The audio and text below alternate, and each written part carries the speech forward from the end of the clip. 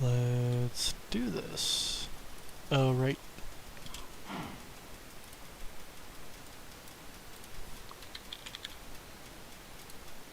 There we go.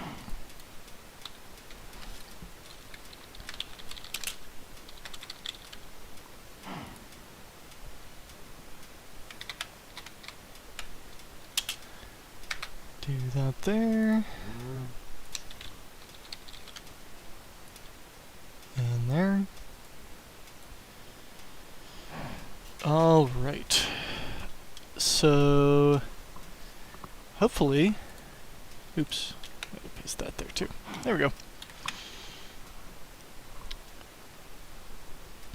So if you're seeing this after the fact, this will be a little bit confusing, but the general intro for the folks who haven't already been notified is I'm going to be having a chat with some of the Immersive Railroading modelers and patrons, going over some of the new functionality that is in that will be in the shortly to be released test build. As a well, I guess I'll say that later. Let's see, are folks hopping in? Admiral's here. Tristan, Kat. So I'm trying to decide how exactly I want to do this. I also only have one monitor now, so I'm going to have to be flipping back and forth. So, hey there. So, just a quick heads up. I am feeling a little sick today, so this is going to be a little bit more scatterbrained than I would like. I was hoping this would clear up, but I just need to get this information out there. I've done a couple intros one-on-one with folks, but yeah, it's been... this is something that there's been a fairly crazy amount of changes in the past week or two, and we're now getting to the point where I feel like this stuff is maturing enough that modelers can really start... I'm not going to say the spec is fully locked in, but I'm pretty confident that what is there now is going to be reasonably concrete.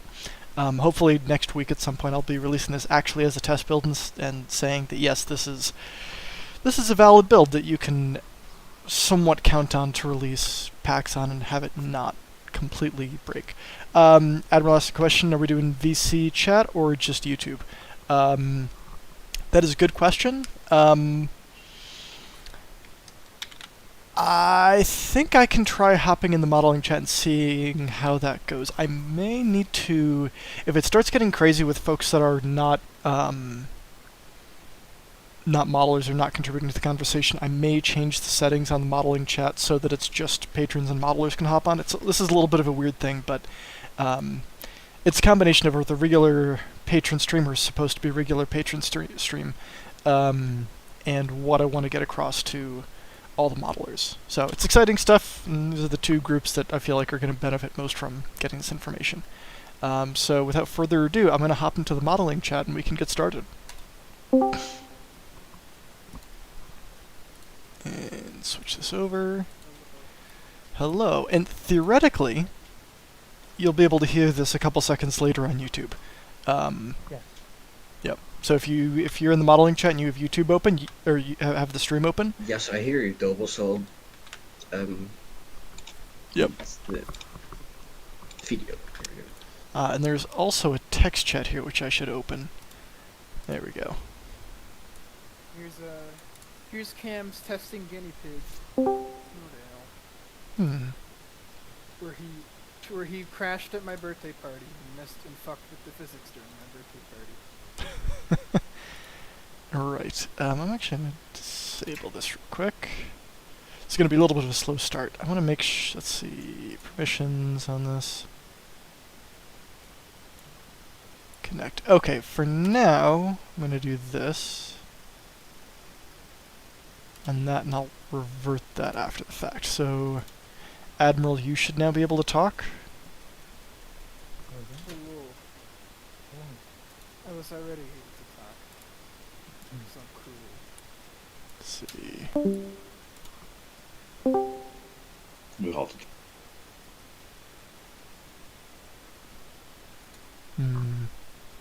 Discord permissions are fun. Oh, use voice activity. There we go. Oh, whatever, I'll just do that and then fix it later. Okay. There we go. There we go. Okay, alright, so this is, again, going to be, for those of you watching this after the fact, going to be a slow start. I might put a link in the description once this goes live with skipping past all of the intro nonsense. Yeah, so lots of stuff has changed,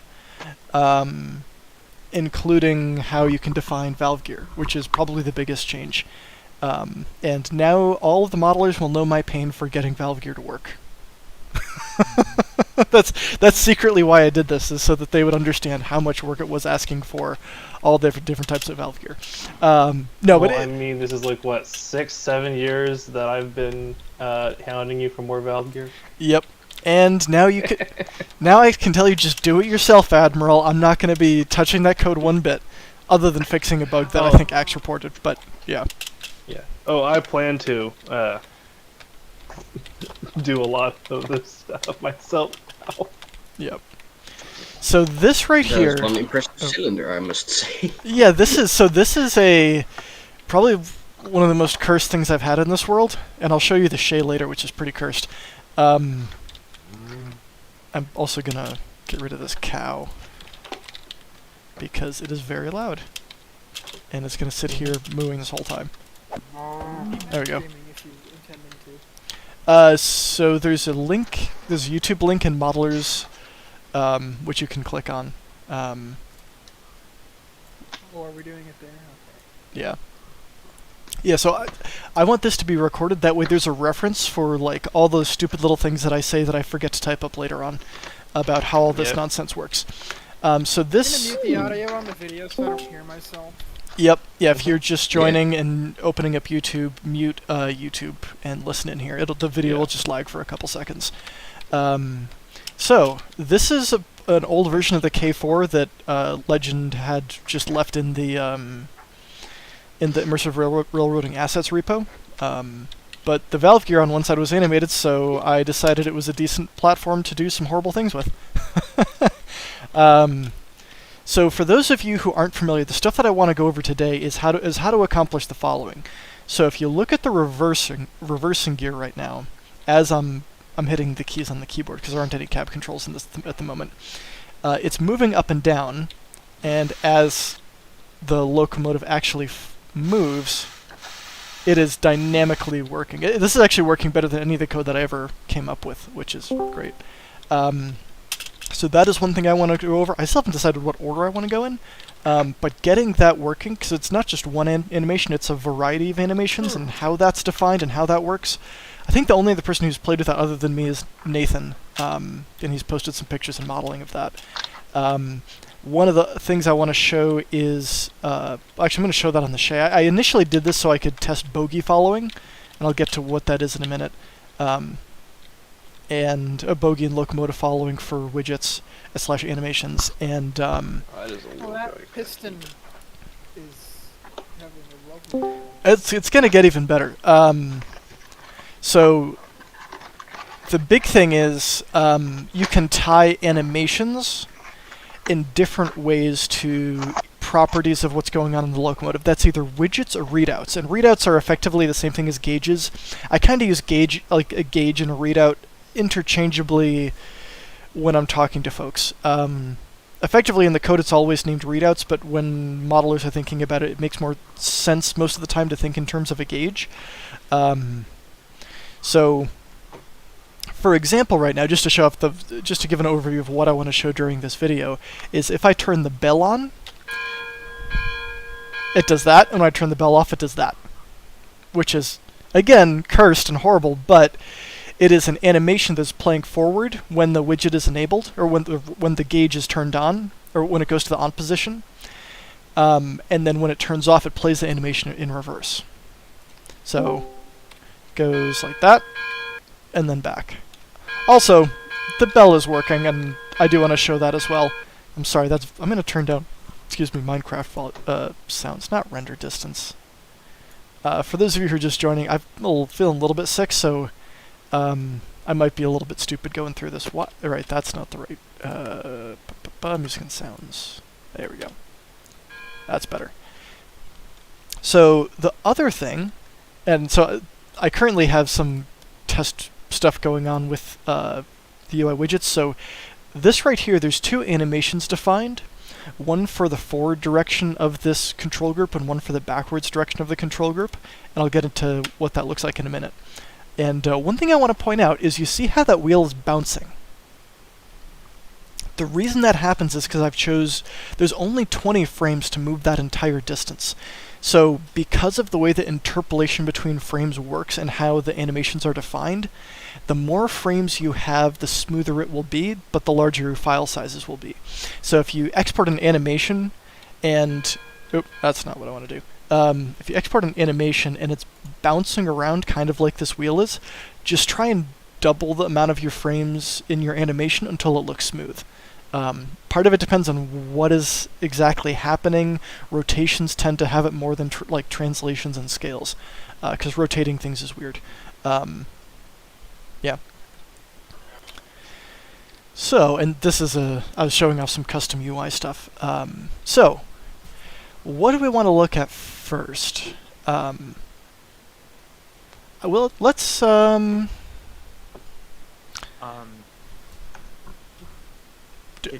just if you want to demonstrate the custom reverser stuff in the export, I sent you a clean version of the traction engine that's been completely updated so we can show animation smoothness as well. Okay. I went back and doubled over the frames on everything to actually show the smooth export and function. Cool. I may do that in a little bit. For now, I'm just going to go with the files that I know in my workspace. So, and just a quick thing for everyone who's just joining, this is being recorded and will be posted publicly on YouTube, so play nice. Hi YouTube, welcome to another Minecraft challenge video. Today we're going to Yep. No, so... picking apart the physics of Minecraft itself. No. Realistic trains, go. Yeah. So... Random bullshit, go. Yeah, so I'm going to try and keep unless you have a question or like a direct comment on what's going on, I'm going to ask to keep the silliness to a minimum, at least for the beginning until I cover what I want to cover. Because I'm tired and I'm not sure how long I'm going to be able to do this. So, this right here is one... So I'm going to go over the valve gear first. And I actually have this one is set up incorrectly, but that's okay. I think I can fix that while we're talking about it. So, this is not a model that I animated. This is one, to reiterate, one that Legend animated back in the day, back when he was playing with how that might be someday integrated into immersive railroading, and just making sure all the rods and stuff were the right size. So this is the file effectively as I got it. I've done some horrible things here and there, but for the most part it's unadulterated, except for that and that. So ignoring that thing swinging around, you can see that the valve gear animates in a fairly standard fashion. Exactly how to accomplish that in Blender is not something I'm going to go over, because I don't honestly know the first thing other than you can kind of do interesting things with keyframes.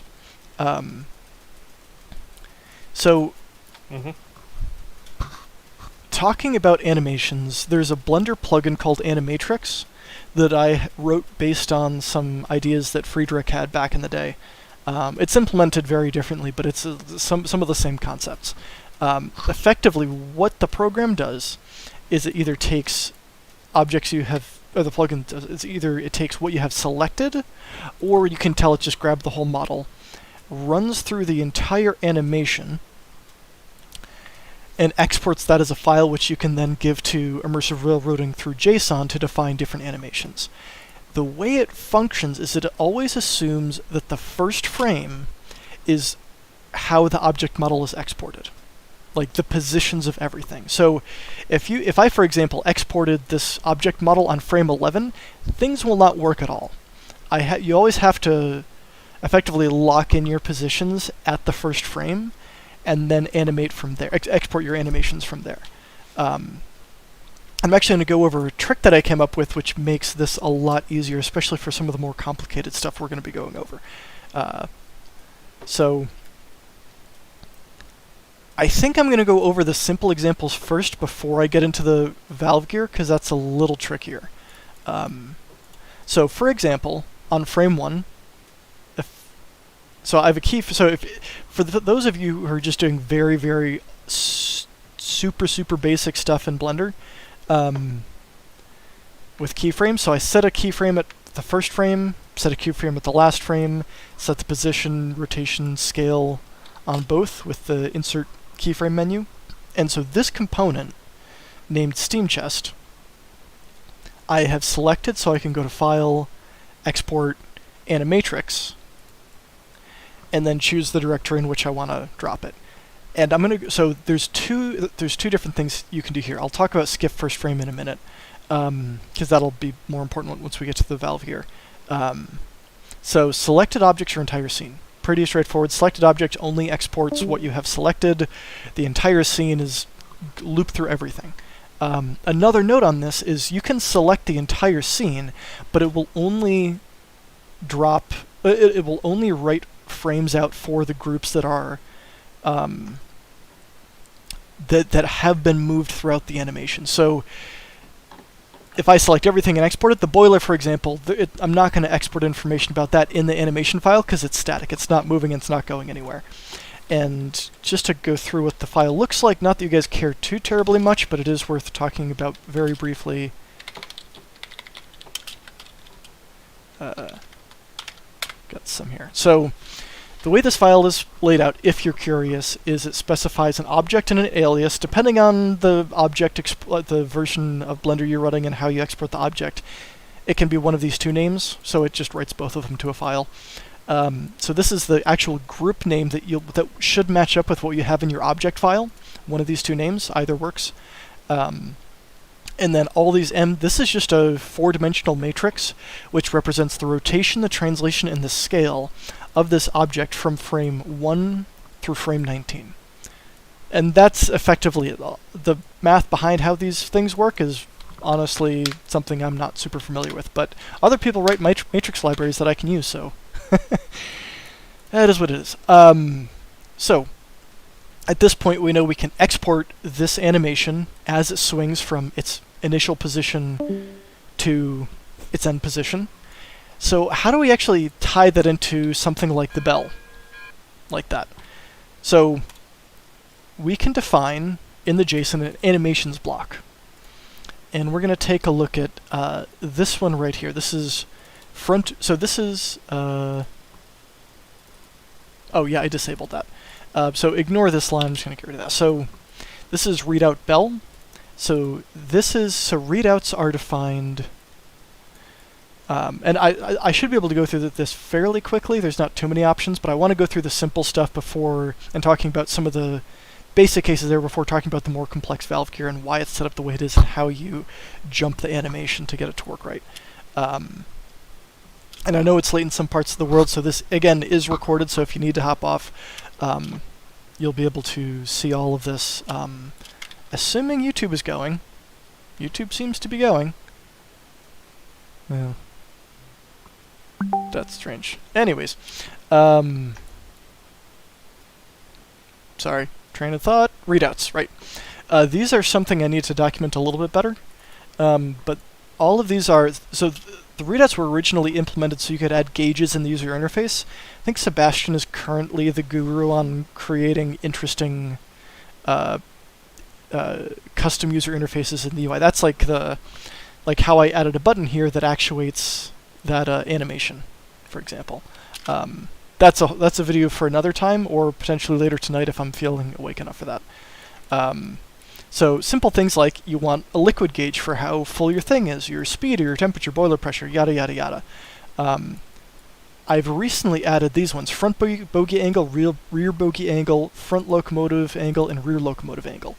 And these correspond with how this bogey is rotated, and if I were to place down some articulated locomotive like the big boy, not get stuck in the bounding box, how this whole front locomotive is rotated. I don't think it works perfectly when your front bogey is on an articulated frame, but that's to be determined. You should be able to get away with that with a rotation offset. Anyways, that stuff is useful if you're doing shays and articulated locomotives. And actually, I'm going to place this back down for a sec just to talk about where you might use this. I'm not actually going to be playing with this tonight just because that's not something I'm prepared for, but you can see how there's all of these pieces that come into here, all this piping that we'll need to articulate when the frame swings. You can add an animation now for that. In the animations for those angled readouts are from -45 to +45 degrees, and I will show that on the Shay in a little bit later. Shay is probably the most complex example I've got at this point, which I will talk about after we do cover everything in the K4.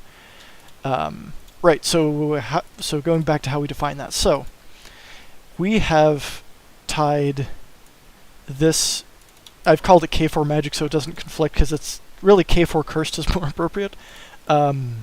So this is the animation file that was exported. It is tied to the bell readout, so either bell is turned off, bell is turned on. And when it goes from turned off to turned on, it plays forward. When it goes from turned on to turned off, it plays it in reverse. That's how you get that smooth forward, smooth back thing. So that is going to be very useful for things like doors or windows that you want to be able to toggle to open and close, but you don't actually want to have to drag it smoothly. You can just click it, toggle it, and it moves smoothly. There's a couple different modes here. I'll get into what those are in a minute. If it's actually set up to play an animation based on time elapsing, which is a couple different, most of the modes are based on that. It uses this thing called frames per tick, which defaults to 1, so 1 frame per every tick in game. So you can slow down animations or speed them up, just in case the speed you have them animated in Blender does not match the animation speed that you would have in Minecraft.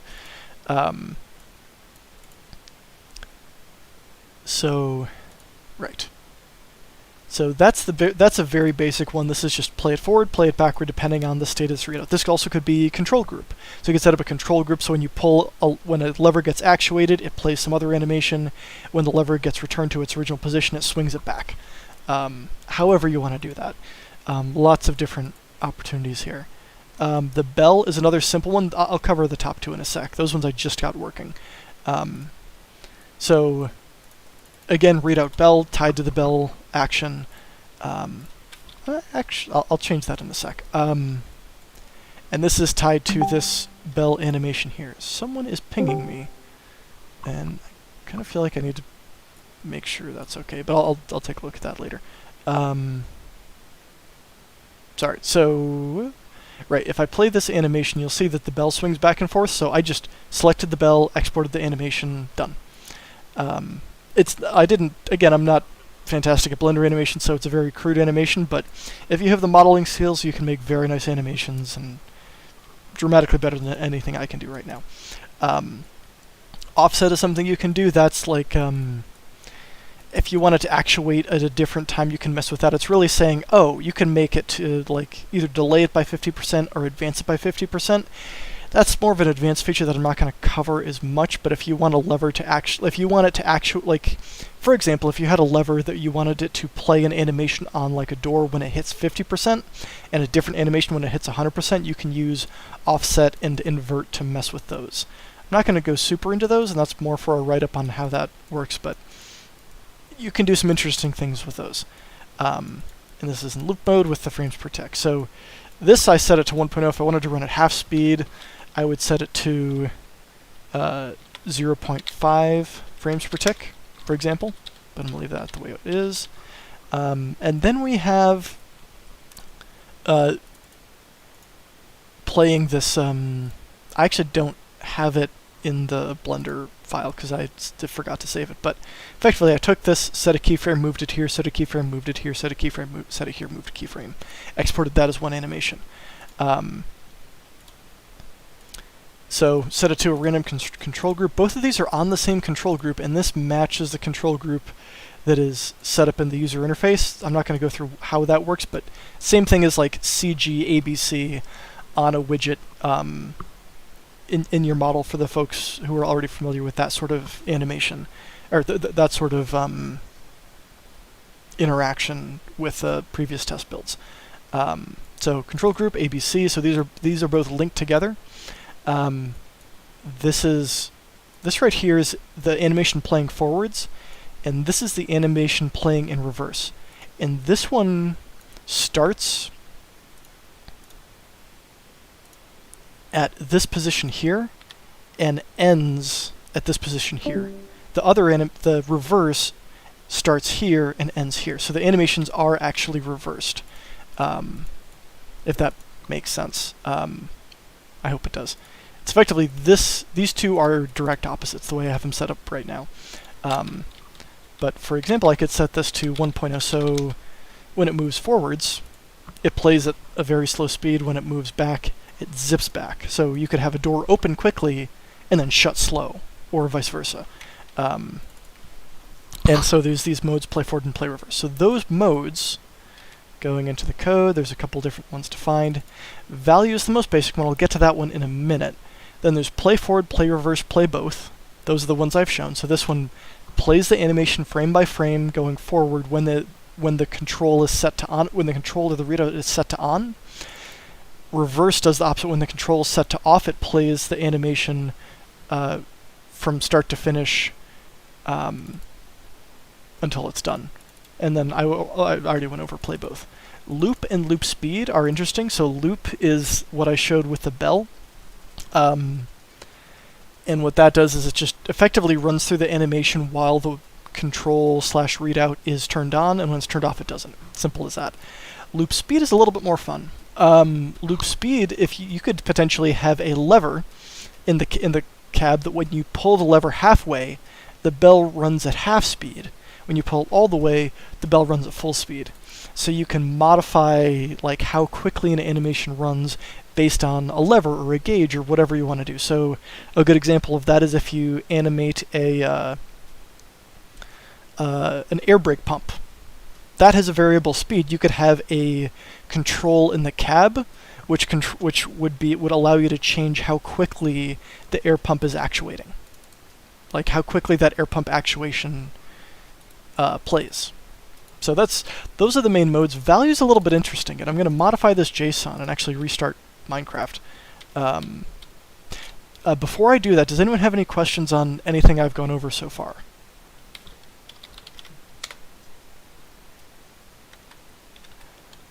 Okay. Let's see. Yep, and Nathan sent me that. Right, so I'm going to edit this right here. So I'm going to get rid of this, and I'm going to switch this over to AB, and that's fine. I'm going to set this to value, and I'm going to get rid of this because that doesn't actually matter for that. And I'm going to set this back to the original value, which was, go to the readouts because I don't remember, front bogey angle. Okay. Oh, no. This is going to be value.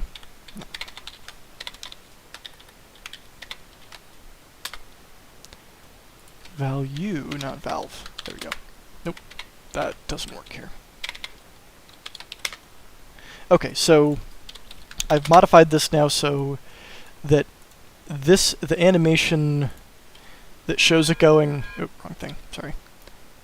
This path animation right here is now tied to the control group AB on value, and which means how far through the percentage of the animation played depends on the value of the control group. So if if whatever's controlling it is only moved halfway, it moves it to halfway through the animation. If it's 3/4 of the way actuated, it moves it to 3/4 of the way through the animation.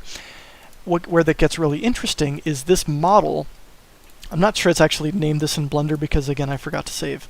But, oh no, this is named correctly. So it's named widget 1, because it's a basic widget, control group AB. So the control group for this widget, that's defined so the control group defined for the widget matches the control group in the animation definition, based on the value. And once we get in game, that becomes really, really powerful. And then bell is staying the same. Front bogey angle, so effectively tied this swing from negative 45 to positive 45 degrees to the front bogey angle, which, as it actuates from beginning of animation to end of animation, is negative 45 to positive 45, directly correlated, which is the value. So stop Minecraft, boot it up again, and this should be a less cursed version of this. The air brake's still going to be weird, but it's not going to be quite as weird. And then I think after this, we'll start talking about how the valve gear is defined, because that has changed dramatically from what anyone other than Nathan, I think, has seen. Nathan the Steelman. And I've got a bunch of other random packs labeled. Nathan, are you still on here? No, he is not. He posted a video in Modelers of it, so I'm gonna show it here. It's actually an older version of one of his models.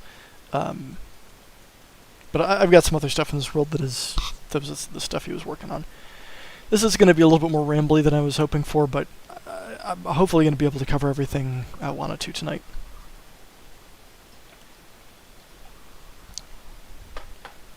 Okay. So, this looks quite a bit better than it did before. It's not positioned correctly, and that's because my animation is all sorts of terrible in Blender, and that's shoved up here, but it's less bad. So we'll go over what that looks like going around a curve in a minute, but this right here, this is a widget. It is set to the control group that is linked to its animation, which means I can now drag it. It's not perfect, but it works pretty reasonably. This is pretty fantastic. So you can now do like levers in the cab that need to move in complex patterns. It's also rotating the wheel, which is actually something I should mention why I did that, and even though it's weird to do so. So one thing to note is any group that's animated as part of an animation will animate any group in the model that it matches. Let me see if I can find a better way of saying that. When you export an animation and link it into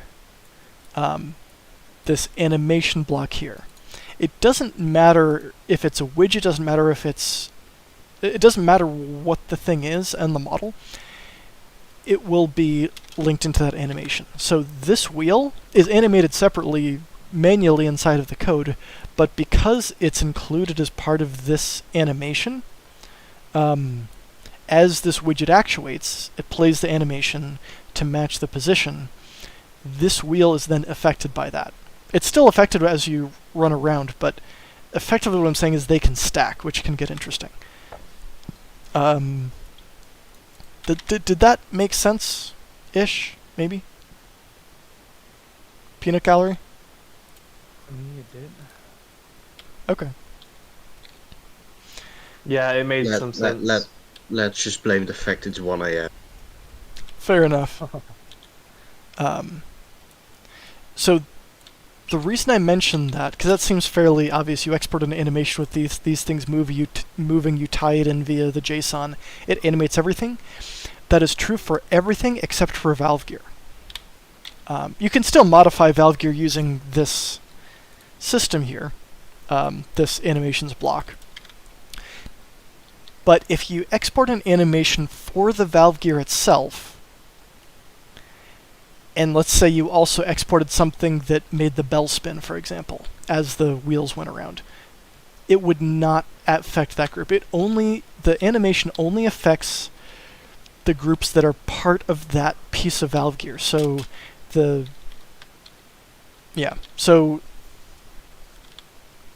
for example, if I took the steam chest and had that move back and forth in some weird motion and exported that as part of the animation of the valve gear, and then loaded that up in Minecraft in the valve gear block, it would not animate. Or for example, if you have a extra rod, or like this linkage, if that is not named one of the names that gets picked up by the valve gear, then it will not work. And one of the things I added to help with this, If I can navigate my own code, because there's way too much code in here. Custom valve gear. There we go. So these are all the valid names for what gets linked into valve gear. All of this nonsense. So retread, listing link, yada yada yada. If you've made valve gear in immersive railroading before, those will all make sense. What I have added is valve part side ID. So for something that doesn't necessarily fit into one of these names, you can name it valve component or valve gear left or center or inner left or whatever you want it to be. And then 1, 2, 3, 4, 5, 6, 7, whatever it ends up, whatever number you want to put in here. So you can have effectively generic valve gear component number 4. Think of it that way, instead of having it fit in one of the predefined categories like being a radius rod or a valve stem, or whatever it ends up being. So that is an important distinction. So so what I'm saying is, as we get into this is relevant because we're moving our way into more valve gear specific stuff. If you animate something, export it as part of a valve gear, and it doesn't show up as animating in model, make sure the name matches one of the predefined valve gear names, and I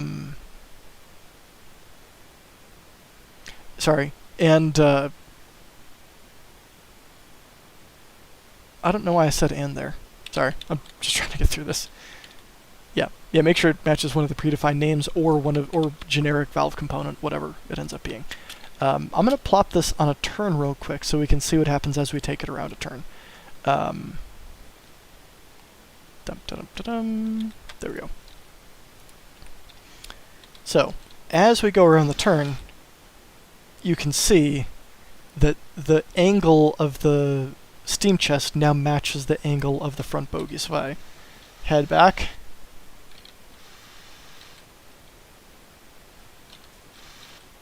it now comes back to here. So that is very useful, and we'll especially get into that once we start looking at shays toward the end of the video. And there's other geared locomotive and other interesting things to do with that, but that's the general concept.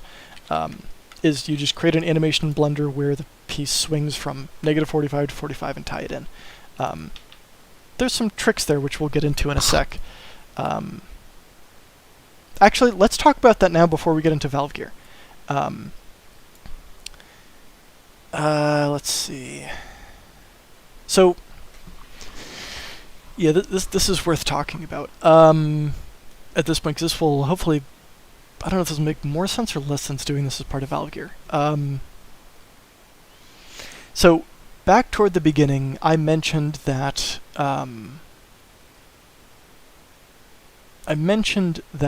when you export an animation, Animatrix figures out what to do to that particular group in the model, starting from the first frame. So it effectively snapshots the first frame saying, okay, this is where I expect the positions to be when the model is exported to an object file. And then all of the rest of the frames are in relation to that one. And where that gets a little bit weird is you'll notice that I've actually exported this object file with the cylinders cocked at this weird angle. And this gets to be a huge pain in the butt and is actually untenable for some things. So what you can do, and this is actually not a great example, let's say I wanted an animation for this piece right here that started at -45 degrees and rotated to 45 degrees, just as something stupid simple. What I'm going to do, and this is what I recommend folks do, is they set a initial frame 0 where no animations take place. So the first frame, I recommend selecting your entire model and doing insert location rotation scale. So effectively what I've done is at frame 0, every single thing in this model is pegged at where it will be exported in the object file. So if you want to export the object file, set to 0, file, export, yada, yada, yada. and then all of your animations exist from frame 1 to frame whatever it wants to be. Now this is really cool because now let's say I have an animation where I want it to start here, so we'll insert a keyframe here, come to some other some other frame, move back to here, insert keyframe here, location, rotation, scale. And now if I play this, that works just fine. I mean, obviously it's a terrible animation, but it does what I want it to do. It is now, when it gets exported, it's referencing frame 0, which is where Animatrix knows everything starts. But you might be asking, well, then how do you skip that frame when you're exporting? Because this is really just a throwaway frame for, like, where does everything start? Where's the initial reference point for every single thing in the model? That is, if we go to Export, Animatrix, there's an option for that. Skip first frame. That is why that exists. So now you can have an animation that starts with your stuff in weird positions that don't match what is in the object file, but that's okay because Animatrix knows that, well, it's really the object file is set at the first frame, and then we're actually we're only exporting the animation for this range instead. Does that kind of make sense so far? Okay, cool. This gets really important when we get into Valve Gear, which is why I wanted to talk about that to start. So I didn't have that in place when I exported the Steam chest here, so I actually I modified it, exported the whole model like this, and then exported the whole animation, which is a pain in the butt, being honest. I'd undo that now, but I don't know that I can rotate that back to where it's supposed to go without screwing everything up. Anyways, that doesn't matter. This is just a dummy model that's sitting in a folder somewhere. So, we've now established that the recommended best practices are, when you're happy with your model, before you start doing any animations, set your first frame or like negative first frame, whatever you want it to be. It doesn't actually matter. It doesn't have to be frame 0. It could be frame 1 and then frame 2 through 19 or through whatever are your actual animation. But again, first frame, it's recommended select everything in your scene, set a frame there, and then animate starting at the frame after that. Which is pretty cool. So I'm going to undo that. So let's talk about Valve Gear, unless anyone has any other questions on what I've shown so far. I kinda had a thought, like, if you animate bogies for the funny lines which move to the cylinders, can you make it like so the bogies have a maximum rotating point, so you can like set a train to have a minimum curve radius? I would probably do that in separate from the animation system. That would likely be something that the modeler would define in their JSON file, saying something along the lines of like, because there's like a bogie, or trucks technically, so you could say maximum angle front, maximum angle rear. I haven't implemented that yet, but it would likely be defined somewhere in here instead of defining it in the animation here. Yeah. So. Okay. I have a quick question. Sure. Why have you put a light on an animation? Would the light move as well? That is an excellent question. The answer is sort of. So if you were to move the headlight from here down to here, that would theoretically work. Unfortunately, it's not set up to... So there's a light cone that is cast as well. That would not work. Additionally, I don't think the light blazes that are shown up, like, for example, let's plop this down so I can show. I don't think that would play nicely with these little light flares that get put out here. That is something I want to do at some point, especially for Admiral, because he keeps bugging me about Mars lights, and that would be the way to do it. So you'd have an animation for the thing swinging around inside, and then I'd base the math off of that. technically possible, something that I plan on supporting at some point, but the code that does this right now, the lighting, is absolutely cursed, and I really don't want to touch it because that will just delay this release further. So someday, yes, an excellent question.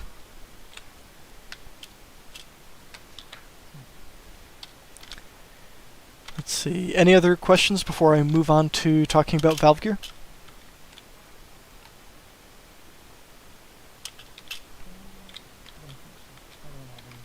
Okay, cool. And we can always come back. I don't know if this was covered yet. Is there a way to add like a fading to an animation? For like example, the bell, it starts and then when you stop the bell, it swings a bit down instead of immediately stops. Is there a way to like build the animation up and fade it back down? That is an interesting idea. If for a loop. Possibly. Can you put that in a suggestion on GitHub?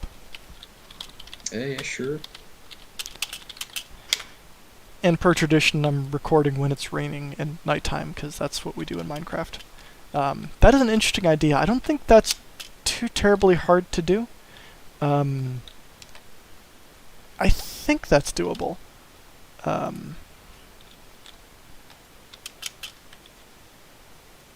Yeah, that's a good question. Any other questions before I dive into valve gear?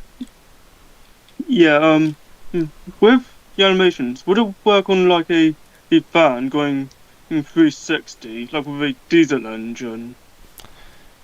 Sorry, can you say that again? I didn't quite catch all that.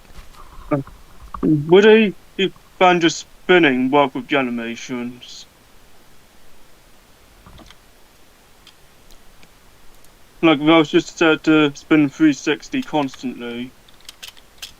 Oh, I'm not fully catching your question. Is someone else catching it? I think he's Yeah, asking if you could like have a spinning fan. Like, Oh. do that with this stuff. Like a snow. Yes, you could. rotary blade plow thingy. You could definitely do that. I hadn't even thought of that. So the way I would recommend doing that is, let's say, for example, this had a fan on top. We would do control group fan. You know what you could even do? So I'll do this the simplest one, which is just having it turned on by default. And then we'll do animatrix. Dot anim. Just not going to type that whole thing out now. Mode loop and invert true. So what that would mean is it'll look at the control group fan and say, well, it's turned off by default, but because it's inverted, it's then plays the animation when it's turned off. So if you just wanted to play something down and always have this fan spinning, you could do that. A slightly more complex version is, instead of doing a control group here, you could do a readout, and I think that is engine. Yes, you could do readout engine, and this would play this animation whenever the engine is turned on. And do I have a readout for throttle? So yeah, so this would be throttle. At some point I need to add RPM as an output for diesels so that you can base animations off of that. So you could have a readout on the throttle and have that be a loop speed. So the fun part is now, as you increase the throttle of your diesel locomotive, the fan will spin faster and faster as if it's doing more work. Hopefully that makes sense for like a couple different ways of potentially integrating like just continuous animations like fans or pumps or that sort of thing into your models. Yeah, that makes sense. Cool. I guess it would be nice to have a lower limit, but I guess that's why RPM would be nice. Yeah. So technically, that is a good thing. So you could do offset. This is that's an excellent question because it's always hard to, 0.25, or Is that right? No, negative 0.25. Right. So that way, so what this means is when the throttle is set to 0, the animation value is negative, which just clips it off. Actually, that's not true. Is it? No. No, that will actually play backwards. So you can't do what Sebastian's talking about, but for example... Well, I was kind of saying the opposite. I was saying, like, Okay. if you're not applying any throttle, the fan should still spin just a bit.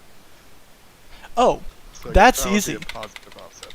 Yeah, so if you set to 0.25, it would always be rotating slowly, and then as you increase the throttle, it'll spin faster and faster and faster and faster. That is a good example. But that also brings up the point where with loop speed, you can set it to 0.5, which means that when the throttle is 0, it's spinning in reverse, and when the throttle is forward, it's spinning in the opposite direction. And when the throttle is halfway up, it's not moving at all. I don't know if anyone's going to have use for that, but there's interesting things you can do with that. Yeah. It'll come in very handy for the diesel locomotives I'm planning. Yeah, cool.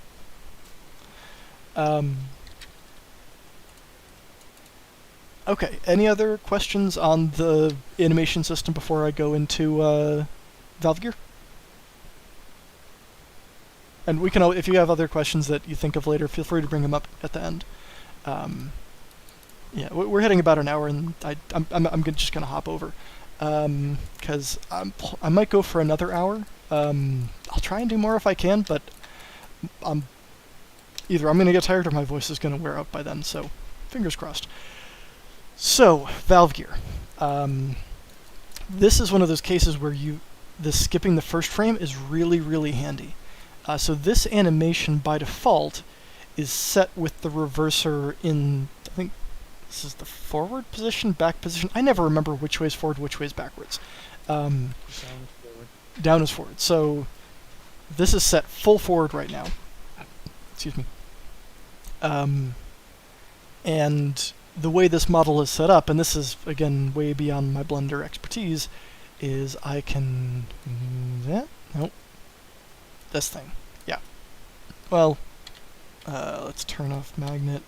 So you can move this to different positions and have it move. Rather, if I move it up to here. No, well. Alright, because there's a keyframe set there. So, effectively it's based on that keyframe. So, you can move it around and it adjusts the linkages here. So the simplest thing I could do, and this is the way I implemented it to start, and this is not the way it's implemented anymore, is you can just take this whole Valve Gear, export it, and then say, well, maybe the reverser just doesn't work with the custom animations, which is the easiest thing to do, but it kind of sucks because it's honestly very satisfying being able to move the reverser and see all of the linkages move as you're doing operations around your layout or around your area. So what I came up with, and what the patrons helped me iterate on a little bit, is so this animation is actually a fairly chunky animation where it's only 18, 19 frames total. So it's not that choppy when you're in Minecraft, and the way that works is it interpolates between the frames. And it's really, you can think of it as just sliding between the two location, rotation, scale values. And it works for a lot of stuff. Sometimes with rotations it doesn't work perfectly, so again, as I said before, add more frames if it's a little jumpy. But I already had the code in place to take two potential positions and merge them together-ish. So what I experimented with, and what I'm actually really impressed with that it works well, is I have it set up so you now export multiple animations for the Valve Gear in different positions of engaged forward and engaged reverse. So this you could export as K4 valve gear full forward. And you could then move it to here, and then insert a keyframe for this, for location rotation scale. And now you could export this animation right here as K4 gear half forward, and then so on and so forth, keep moving it up. And at the end, you could have 40 different animation slots in here if you wanted, like 40 different positions. I've been playing with 5, and 5 seems to work really well. So pretty much full forward, half forward, neutral, half back, full back. And then for each of these, you just go select all your valve gear parts, file, export animatrix, skip first frame, yada yada yada, and then you have your 5 animatrix files. So, and again, one of the key things is the first frame is skipped. So, just to reiterate this, because this is something that's confusing in a weird detail, but it is really, really important, is Animatrix knows that when you export the object file, it should be at that first frame. Your animation is always going to be offset from that. So if you didn't have this first frame here, and you just tried to export this animation with the objects, with it misaligned from how it was exported in the object file, it would just not animate correctly. So you always have to be able to tell Animatrix, first frame, that when you're doing complex stuff like this, first frame is where I exported everything, and then all the rest of the frames are where the fun stuff happens. I know I'm kind of beating a dead horse at this point, but it's very, very important to think about it in that fashion. So let's pretend I went through, selected all the valve gear, moved it, inserted the keyframe, and now I have 5 different iterations of the animation going from full forward to full reverse. How do you tell Immersive Railroading how to use that? You come over to the JSON, and the valve gear, so you can still, like, you could still define the valve gear as, like, the Shay, for example. That doesn't actually do anything, but, like, you can use the old way, or you can give it a block, which contains an animatrix block. I didn't just nest it at the first, so instead of just putting these right under valve gear, in case there's ever a different type of animation that Immersive Railroading supports, you could, like, there might be like Animatrix 2, for example, and that might be a whole different format. Just throwing that out there. So that's why it's nested the way it is. So valve gear object and a matrix object, and then you give it the from 1 to -1 all of the different values for those animations. So again, I didn't necessarily name these correctly. Let me open up Nathan's pack real quick, because his makes more sense. I just that was my test piece.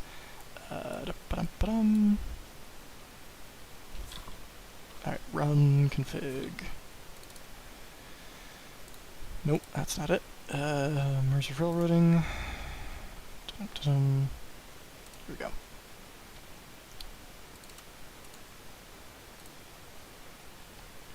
So if we look, models, rolling stock, locomotives, so he has his MTL, his object file, and then all of the animations. And when he exported them, he actually recorded in the name what these values are. These could be like A, B, C, D, E. Like the name here doesn't matter. What matters is the name matches up with the JSON here. So again, let me make this bigger so it's easier to see on small screens. So valve gear, animatrix, and then and he actually did it, he accidentally got it backwards, so he flipped the name. So for the full forward position, this is the animation. For the half forward position, this is the animation. So on and so forth. Let's say, for example, you were like, oh, that's a little bit, oh, this is read only. Give me a sec, save as.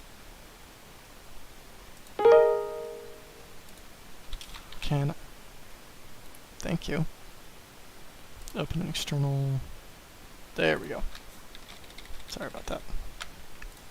So, for example, you could take this. So if you wanted to double this you could do something along these lines. I don't actually change the file names, but 0.75, 0.25, 0, or negative 0.25, 0.5, 0.7, oops, 75.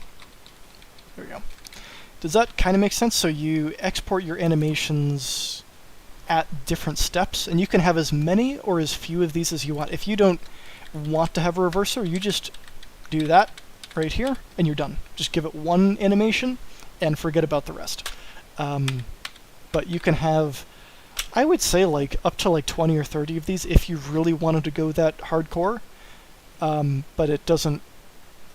Once you go up to 5, any more than that is kind of just overkill. But yeah, and then once you actually get into game, if I hop in here and we watch the valve, I'm going to get it moving slowly. And then as I move the reverser, you can see it slides between those different sets of animations very smoothly. And what you see is what you get. I am no Blender expert, and I managed to get that working. Again, the key thing is make sure you have that first frame where your whole object is locked in the way it's exported, and skip the first frame when exporting. Sorry.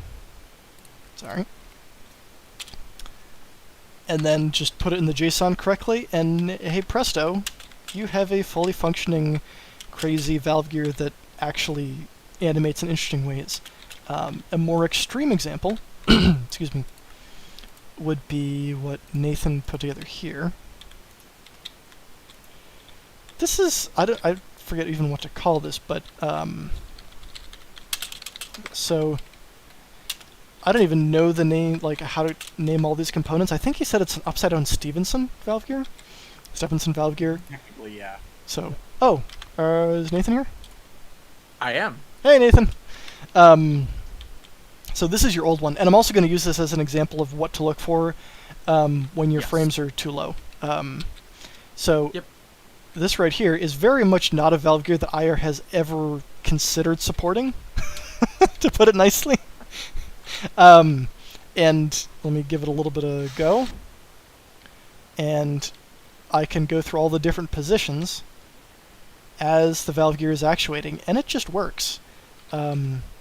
Now if I slow it down a little bit, you'll notice it's not super noticeable, but you can see how it's like the wheel especially is jittering. It's kind of hard to see. When it's going really slow, you can see it. Yeah, here we go. Now it's going too slow.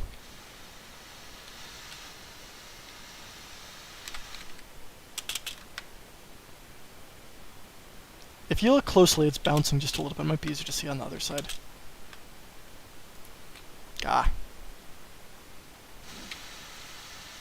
So I'm going to balance this.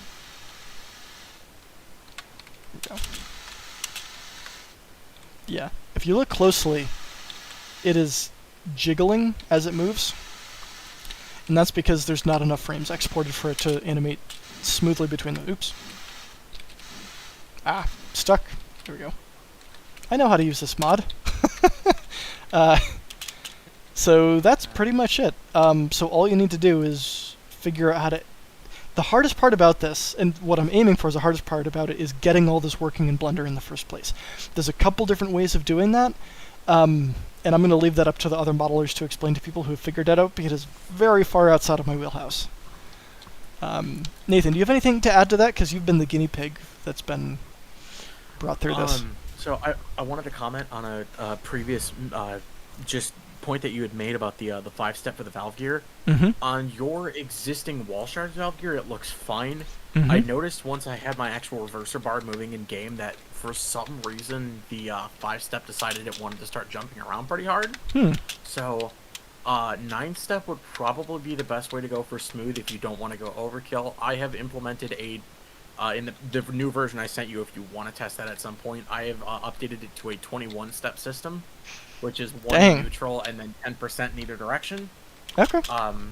But I've also, because you mentioned the smoothness of animation, The version that is here, and I want to put this on the record, is exported at animation where it's 100 frames of animation. As opposed to the version that is updated now is 3 times that length. So 300 frames, and the way that this works is the upper running gear to the wheel is a 3-to-1 rotation. So you get 1 revolution of the top gear every 100 frames and a full revolution on the 300 frames for the drive gear. This makes the animation significantly smoother. So in terms of thinking about exporting, just consider if you go in and something looks like it's really juddering around still, up your frame count 2 or 3 times and you should get consistently smooth animation. Obviously this is all still trial and error, but that's what I found worked on my end, and I kind of got lucky on the 4th or 5th try. Nice. So, and Yeah. so something to mention is, like, these files are not big. They're actually quite tiny. And I'll probably be able to make them even smaller, but they compress really well. So that's about almost a factor of 10 smaller. So for all the animations that you see for this locomotive, that's 1, 2, 3, 4, 5 times 50 kilobytes. Hang on. That's not even a full meg. It's not even a megabyte, yeah. So 5 For a times. meg, that's like Yeah. nothing at all. Yeah. So that's like 1 tiny texture is worth. So even on the large one, actually, I'm gonna download this one. I don't think there's anything in here that I'm gonna. Yep. Let's get back to here. So my question is, real quick, if you have a moment, Sure. like how, so does that like tiny file size also count whenever we get into like a lot more of the detailed stuff, or is it just for like these like valve gear animations? Yeah. So like if let's say like you know my project that I'm working on right now, I'm planning on doing a whole lot of crazy crap with. Let's say I have 100 different animation files. Like, do you think that will like really affect the files, like the file sizes then? Honestly, Or probably do you not. think- It depends on how crazy. Like, so for example, so this is also a very strange valve gear, which I think is why it needs so many frames. The like the K4 animation, that's only 20 frames of animation, and it works remarkably well. So I would start low and then just scale it up as you need it. So like, All right. yeah, there's only 20 frames, but this type of animation, yeah, it's tradition to have some sort of animal riding on top of the locomotive throughout the stream, or video. But yeah, so this is. Let me take a look at how big these are. Can I duplicate this? There we go. Resources, assets, railroading, models, rolling stock, and this is not even the compressed size. Locomotives, K4 Magic. Sound too? Holy cow! And so, yeah, so all these valves here to here. The uncompressed size. Oh, that crashed. That's fun. Well, before it crashed, it was about half a meg uncompressed, so compressed that would have been like a fifth of a meg for all of those animations. Okay. It's a very simple format, and especially for stuff like bells or like just like random bits and bobs, especially linear transformations, you might need like 3 or 4 frames total. Like Okay. my folding seat, which we animated yesterday, that has 19 kilobytes. Yep, they're tiny. And Okay, because I'm definitely planning on doing articulated steam piping, and I might decide to actually model the interior of turbogens so you can open up the generator cap and see the see the armature going absolutely batshit crazy with sparks flying out on occasion. oh yeah, Good Lord. yep. Admiral, how long are you planning to work on this engine? What now? Till the day he How long are you dies. planning to work on this? Yeah. I have maintained that this specific project will be permanently a work in progress project, and I will only be posting updated models as I continue to work on the thing until I'm satisfied. Fair. Yep. Yeah. Also, I just. Oh, sorry, continue. I was gonna say just quickly, Mm-hmm. hopping off to the comment on the file size question that you had. In truth, even because like the Valkyria, I'm aware that what I had is not complex, but even with 21 animatrix files that are dropped into that resource pack, I think my textures that I use for the default livery are still significantly higher, and it's a 2K and two 1Ks. So animations really aren't gonna bog you down. I mean, but that's the same thing with textures, right? If you really start to load things on and you know you're pushing the limit, you're probably going to start to see issues. It's kind of the same thing, at least mentally for me, as texture compression. If you load it down on purpose, you will have a problem. So what you're saying is, I see Jesus, Nika. I don't think I'm- that's a problem.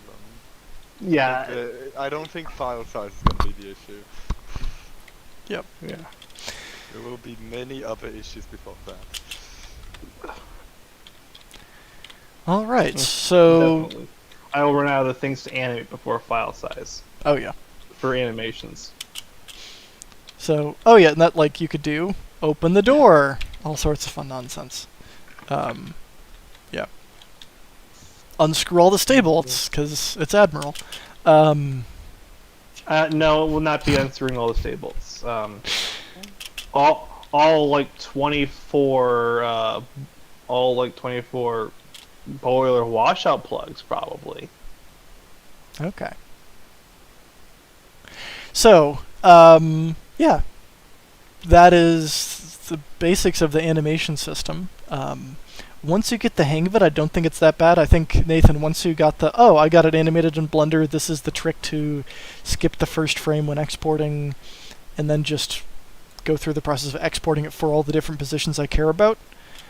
And it just plugs in and works, for the most part. I think we spent a total of 20 minutes or so of you teaching me how to use it, Mm-hmm. and everything after that, exporting, even being excessive and exporting 21 animations back to back, it took me maybe 15 minutes really crunching through it, and once it's done, it's done. And it's very, very satisfying to go in game and watch that actual valve gear and valve timing change. It's worth it, 100%. Yeah. So, going back real quick, Axe asked a question, can you play custom sounds while doing an animation? I'm thinking about adding that in this version. I'm not sure at this point. That is a dangerous game, Kim. I'm sorry. Oh, I know. It's a very You're- dangerous game. Which is why I haven't done it yet. Now all you need to do is add in some particle effects, but it can be done at the same time. Oh, that's worth talking about. I think, is this one... Did I do that on this you one? didn't do that, did you? Small This version- particles for like rotary snow plows. Brrr. Rotary snow plows, turbo generators, just random steam leaks, blowdowns. Nah. Electrical Kind of wonder if you generators. Just, just do snow particles. Just have something on the UI. You can activate snow particles, and then when you're driving around, it will just spew out snow particles. Wait, Sebastian, you in of course in Switzerland, you got like those funny snow plows who like shoot the snow away, right? Yes, rotary snow plows. Maybe make a particle thing that also shoots in a direction. This is I actually was more probably thinking about also it for Snowpiercer. a good place to comment on this, because I don't know if this was mentioned in this dev stream. Cam, have you talked about the cylinder cock stuff at all and I was demonstrating the new Just, movement? I was just looking. I don't think I actually have a model where that's set up here. But if you need a model where that's set up, that's also set up on the new traction engine, so that can demonstrate it. Okay, I will... Where I think of everything. While I'm loading that up, I'm going to show it off in Blender, and then I'll pull up yours. So... You will need to recache, by the way, just so it fixes the engine and it doesn't bug out. I mean, I think your environment does that automatically. But Yeah. Yeah, I need to fix that. er.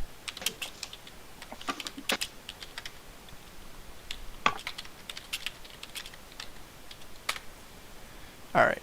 So that should be in there. I can boot up my dev environment. And while I'm doing that, I'll talk about the cylinder cocks. Oh, and this is a pain in the butt because it was, I have to apply the modifier. Bum ba dum ba dum. How the heck do I do this again? Okay. The wrench on the left, you can apply modifiers. Sorry, the wrench on the right, below your mouse, you can apply modifiers from there. Here? I'm currently watching the delayed stream. Oh, so, sorry. Yeah, there you. If you're in modifiers, just click the little drop arrow next to the camera and then apply. Ta-da! Okay, thank you.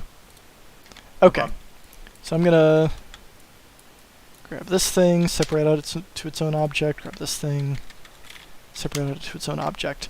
And I'm gonna go to the naming conventions because I always forget. Not ARB shader objects. Model component type. There we go. Cylinder drains. So these are particle emitters. So you just take part of your model.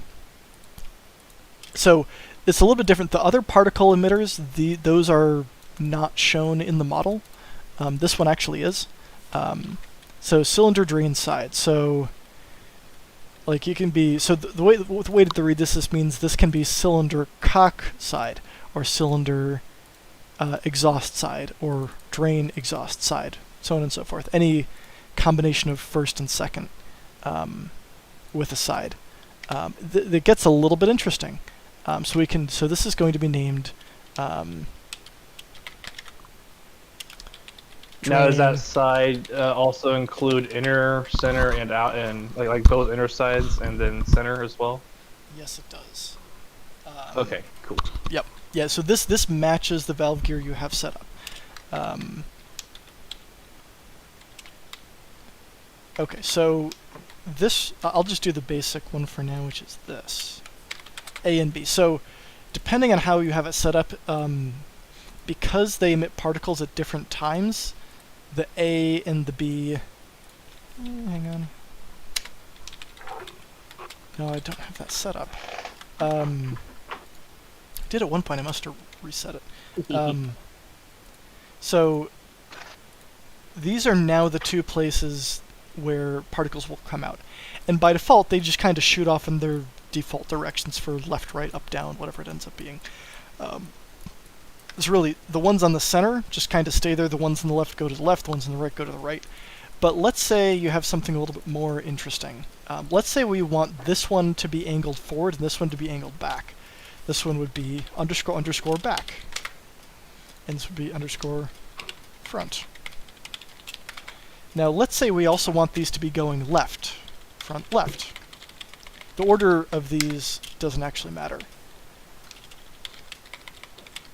So this one will now shoot particles this way. This one will now shoot particles that way. So you can control the direction reasonably accurately with this stuff. And so you can even do down here as well. So this one could shoot down and this one could shoot up. Underscore underscore up. It has to be an underscore underscore because otherwise it'll get confused with, oh, it's on the left side or the right side. It's to denote the particle direction, the particle exhaust direction, you need the double underscore and then one of these. And the full set of names is defined, where did I define that? Just so it's on the stream so people can see it.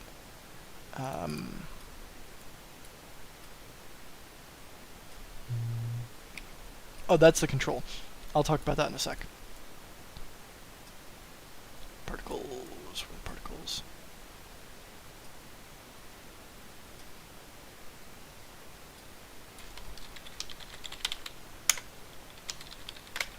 There you go, particles.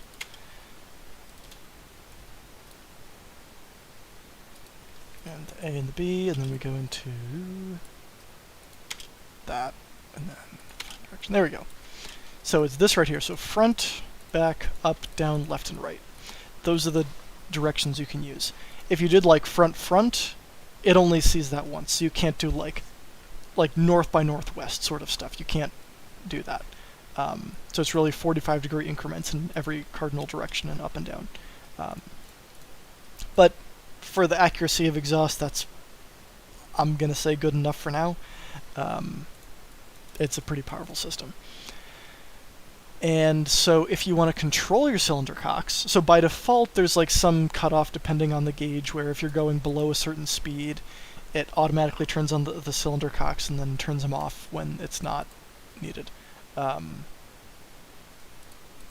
There is now a component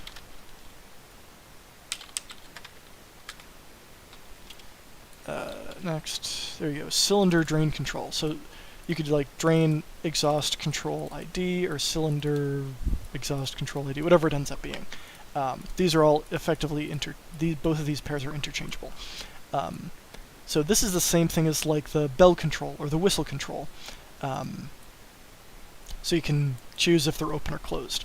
And the force, the amount of particles emitted is based on the throttle. So if you're only running at a little bit of throttle, it only puts out a little bit. If you put out a lot of throttle, it makes a nice big cloud. It also changes the volume of that noise, which is another thing that's new that I don't know if I've talked about in the general modeling community yet. Valve gear. Smoke particles, chuff sounds. Where am I looking? There we go. Drains. So where did I think I put those in locomotive. Oh no, I put them in, yeah, okay, locomotive steam. Yep. So on steam locomotives, you can define a cylinder drain in the sounds, like next to where you do bell, chuff, all the existing sounds. And then there's now a new default in here, which is cylinder drain. And another thank you to Admiral for providing the clip that I pulled that sound from. So, if we hop in game, unless, Nathan, you've overridden it, there is now, in addition to the chuff that happens, which is the stack talk, there is the sound of the, ooh, shiny. There is the sound of the steam coming out of the cylinder cocks. So let's do... Yeah, I haven't changed that sound at all, so that should just be done. Yep.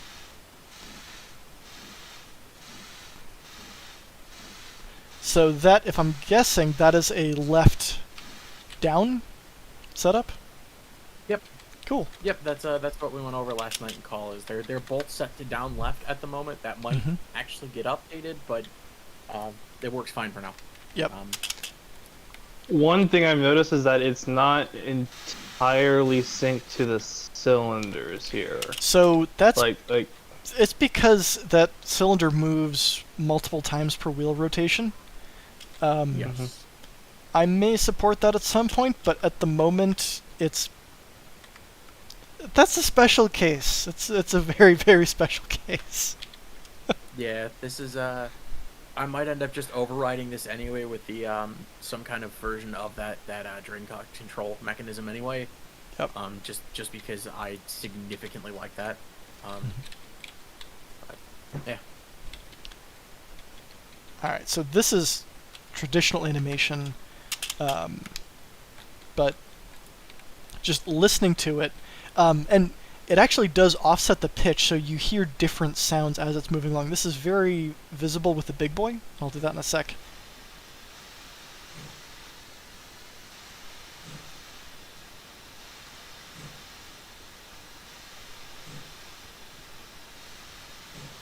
I don't know how well that's coming through on stream, but you should be able to hear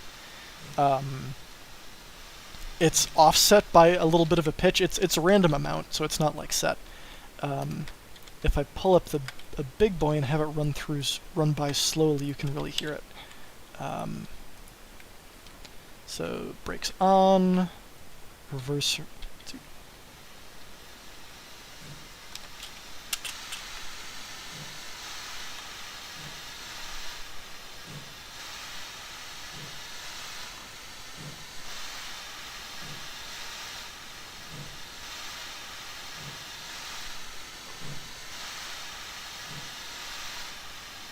Most exciting video ever.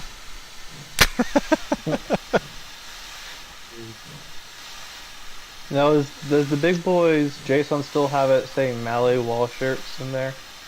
I don't know. You might want to just change it to just wall shirts, just so we can get that double chuff going. Well, it doesn't actually matter. It is actually doing the double chuff. It's just the offset is. So these are set like I think eighth of a rotation apart by default. But yeah, so even for complex stuff like that, it does work. And you do so if they all are the same sound, it just is weird. So having that little bit of volume offset, hi pig, helps fix that. I may fix it so it works with something like this at some point, but right now it is entirely based off of the wheel angle, which is complicated. But it's one small module of code, so if someone is interested, like they can hop in and do that. Theoretically, couldn't. I mean, this is pseudocode completely, but theoretically, for an odd case like this, or like for some of the more interesting cog engines and such, would it be possible to add a definable coefficient, so like the normal wheel rotation times 3, and have that coefficient definable in the JSON, like cylinder multiplication or cylinder beat multiplier or something of that nature? That's screwier than... So what I should be able to do is calculate the actual position of the piston, because that's what I'm doing to figure out that, and then say, oh, if it's close to the end, then we do that. Yeah. Yeah. Yeah, fair enough. But That's a lot. That's a lot more. Yep. Well thought out. Yep. It's doable. Like all the information is there. It's just amount of time spent versus. Yeah. But if someone wants to hop in and like get familiar with the animation code, that could be a cool place to start. But yeah, you can see it's coming out of each emitter, based on the wheel rotation. So. Yeah. Yeah. So it's pretty nifty. I think all that's left to talk about, unless anyone has any questions on the new particle emitters and control for them, I'll move on to Shays, and then we can kind of do like at least 50 minutes of like free talk and random stuff about the mod and other plans and stuff. All right. I will mention something I mentioned to Nathan that I think someone's going to be crazy enough to do at some point, is you could technically have an animation for the pull cord. You would need to break it up into like 20 different segments, and then do a Blender like rig it so that like as you pull it, it goes taut and yada yada yada. But you can do crazy stuff with this, and I just don't have to do the math in my Stop code. telling people my ideas. It's possible, but I'm like kind of sane. Mhm. What's left of me, and I don't feel like tackling that issue. Yep. I was planning on doing the bell cord on El Gobernador once I get it to that point. You Nice. will probably still be the you first don't need person to do to- it. Yep. Oh yeah, I mean I'm already. I mean yeah, there's plenty I of don't stuff. think anyone else would try. I'll do the You're full talking to this. restoration Yeah, I to mean point you're talking to the person section who not literally used. went through and modeled roller bearings. Yeah. Yep. Also, real quick before I move on, new paintbrush model is excellent, and this just fills me with happiness. The fact that like the animation plays in here. I also don't know if I told people this, but there's now a zoom. I noticed. Oh. Yep. So So I didn't catch that. Oh neat. Yep. I like that a lot, and I'm glad that you pointed that out, because I am not the brightest bulb. I wouldn't have caught it. But I'm glad Zoom the is- new paintbrush model seems to be kind of a big hit currently. Yeah. I'm thinking about going back and finally updating things like the coupling hook and the rail exchanger and stuff as well, just to kind of give them a new coat of paint. cool. Yeah. Nice. The zoom So- thing is also a thing in the track menu. It's also very nice. So the base like zoom for the model, is that a set like scale, so like it'll try to scale everything to the same size there, or is it like, oh, this is the scale that needs to fit in with this window. This is the default, quote unquote, size it uses to fit in this window. So it sets For it the to menu. yeah. So it sets it to when it renders in standard gauge, and then it looks at the I think what it. Hang on, I gotta look at the code because I frankly don't remember. I think, if I recall correctly, you basically just hard-coded in a specific size, which roughly worked for a big boy on your screen. Yes, I think so. Oh boy. Which again, that's why Zoom exists. Because if you're going crazier than a big boy, like, but again, like one of the reasons I it mean, takes. yeah, I noticed with Snowpiercer. Oh yeah, yeah. So that it's thing is 65 meters long. Been huge gauge goodies. No, but okay, Snowpiercer is special because I don't do like IR gauges, Mhm. so it's technically still standard gauge, which is why it's super big even in standard gauge. So, paintbrush picker. So you're doing the one Scale. from the TV show, right? Yes. So, yep. I didn't even know. Have they we had- ever figured out what gauge that the TV show is? 'Cause I'm fairly sure that the TV show gauge and then the gauge from the movie are different. They are probably different. People online say it's 6 meters roughly. Okay. From my calculations and looking at blueprints and stuff, it seems to be more 4 meters. Basically, my reference point was the windshield. Fair enough. Because that's like the only place where you can see The people set, next to it. yeah. Mhm. Because Oh. in one So- of the graphics, they have a person as a size reference, but that person is way smaller than it would be in the show itself. Okay, back to IR. I didn't know this was a thing. I mean, I shouldn't be surprised, but so it effectively, if you were curious how I'm managing to do this, effectively I'm taking the entity that's in world, rendering it as part of the UI, and then pretending to add a distance to its distance traveled. It's a horrible idea, but it works really well, so I'm not gonna change it for now. Yay. That's broken. I don't know why that's broken. I was doing some tests for cog railways, if you're wondering why I have these ridiculous things in my world. Oh, yeah. So, when are we going to be able to do roller coasters? Like, when can I do a loop-to-loop with an A4? no. Hey, I tried to do it Just already no. on Nordale, so shush. Alright, Who so, said they were doing Snowpiercer? okay, back to stuff because I'm tired and I need to go over it. So, this is a 2.5 truck shay. I'll call it that. So effectively, Larky gave me this very basic model, like probably close to a year, if not a little bit more ago, and I've been doing horrible things to it to get it to animate. So shays are interesting and worth talking about. I'm going to plop it on a straight track and talk about the first animation that goes in before we talk about the more complex stuff. But this one is broken in a way that actually helps demonstrate why it's important. Which is an odd thing to say. So as I move forward, and yes, I know the color is terrible, so you can't actually see it, but if you look, you can see those rods kind of rotating and moving. That gear is rotating. I don't even think it's rotating at the correct speed. It's not even a linear rotation, it's just like spins and then slows, and then spins and then slows. But again, I'm really terrible with Blender. And I don't have any of these actually animated. But for the way the valve gear is defined, is you just take all of the running gear as if it was sitting on a straight piece of track, and then animate that to spin the way it would. I haven't actually animated the pistons, but you'd animate the pistons. The way I would do this is this would be like left, center, right, and they would all stay synced up the way it's programmed. So there would effectively be 3 valve gear here, and then like you could tie the rod to the center one. Like the rod could be part of the center valve gear. And something worth mentioning is even if you have articulated locomotives or crazy stuff, all of your valve gear animation should happen in one shot, like one set of animations.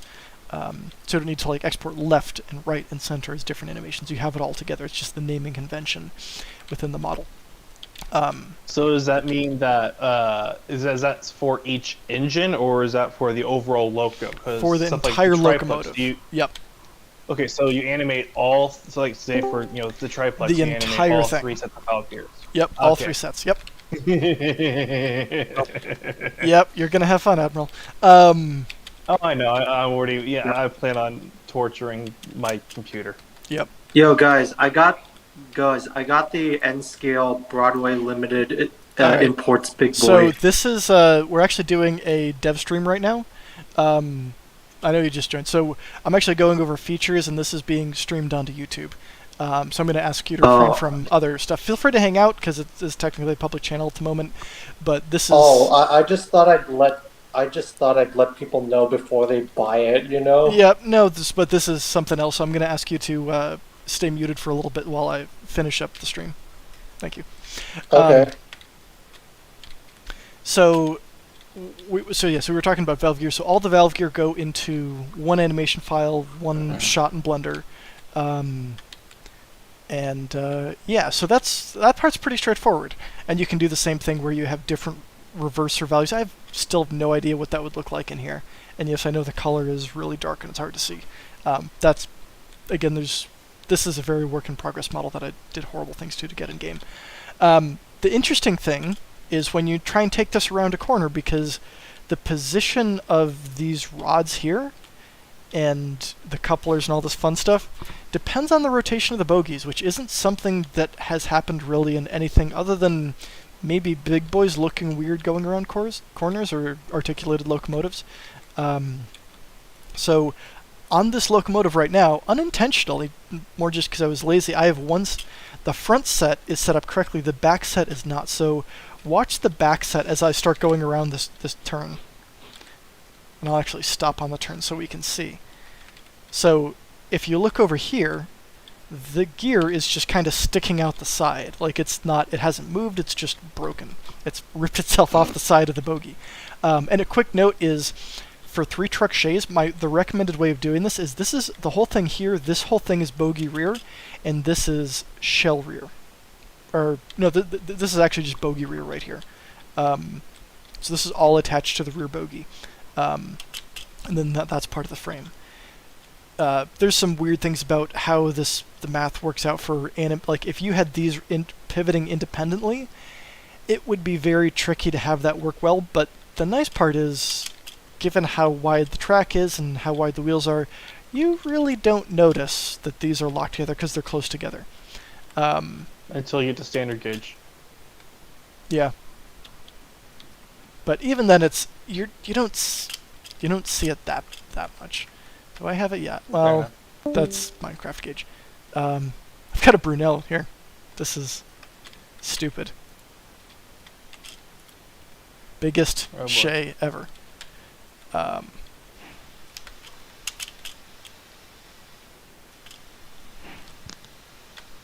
Yep, that's just wrong. So as this goes around the turn,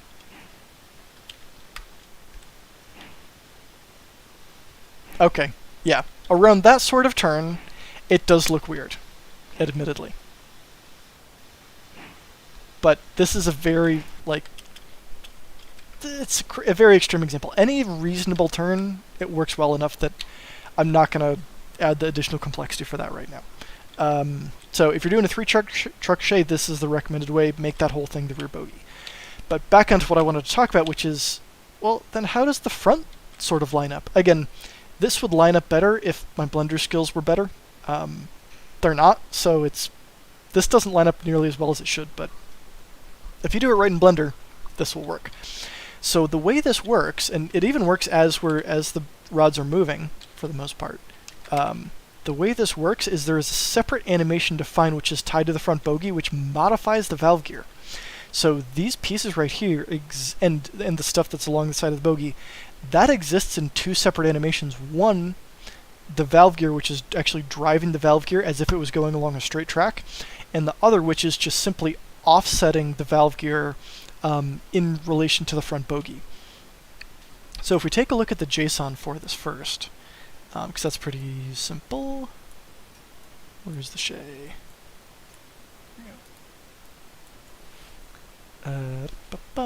Shay. Shay.json. So this is, again, simple valve gear, single.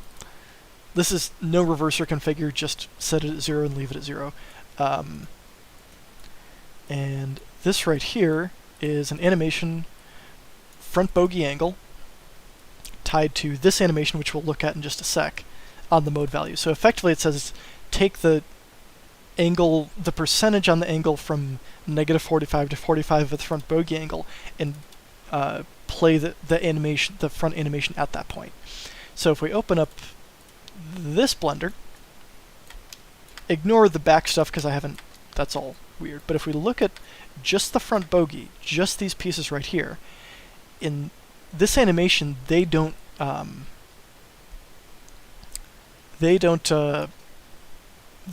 rotate. So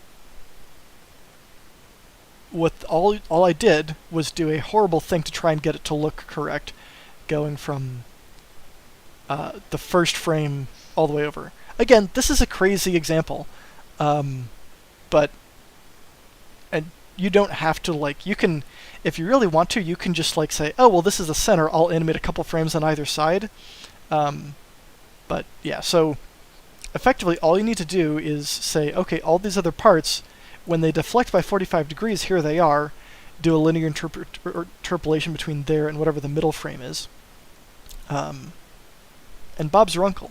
And the key thing is these are not spinning as if it was traveling down the track, it's just spinning as if the hand of God took the front bogey and just spun it one way and then spun it the other.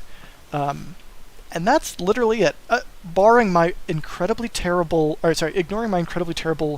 Blender skills to get this to deflect like this. That's all you really have to do. You export that as that animation from, again, -45 to +45 degrees, and you're good. And again, this one has that first frames keyframe so that these are all... there we go. Keyframed at 0, and then they actually do their thing. Ta-da! that's how you do a shay. Poorly do a shay. Questions on that?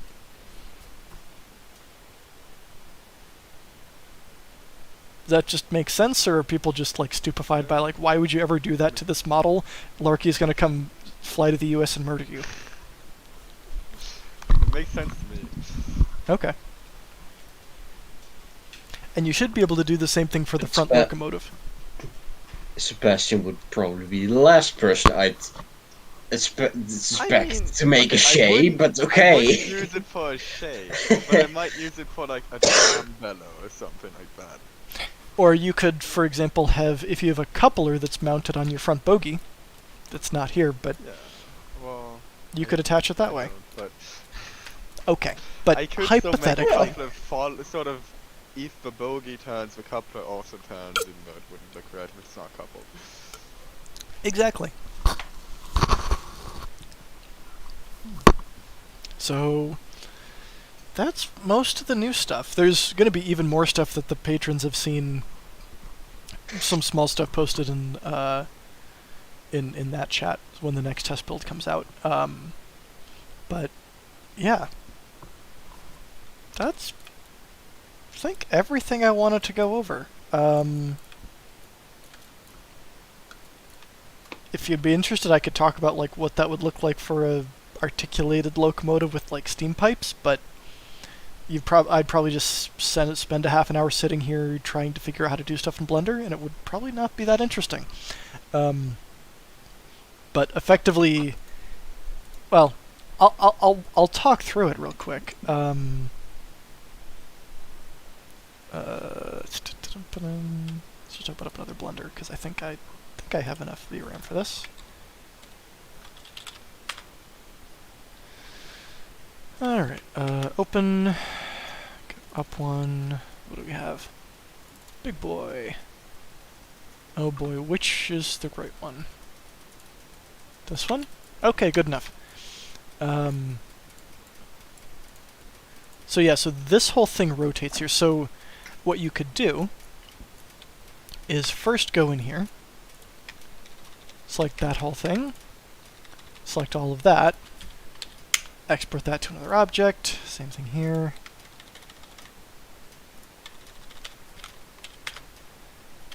and these don't actually, because this is part of the animation, these don't actually have to be widgets. Widgets can be animated and tied into the animation like I showed earlier, but just because this is named Steam Chest Rear yada yada yada, it'll still animate just fine. That's not going to be a problem. That is actually something I was wondering about earlier. If I had an animation, can I just animate some other part which is not part of that control group? Yes. That's useful. That is actually the exact reason that I did. Where's my horrible K4? The magic K4. Oh, it's broken. It's not here anymore. But if you go back to the video earlier, as I dragged one of the control groups, like the zigzaggy one on the side, the air compressor, the wheel rotated. Right? So yeah. So you can affect any part of the model. It may cause interesting side effects, but that's a whole other thing.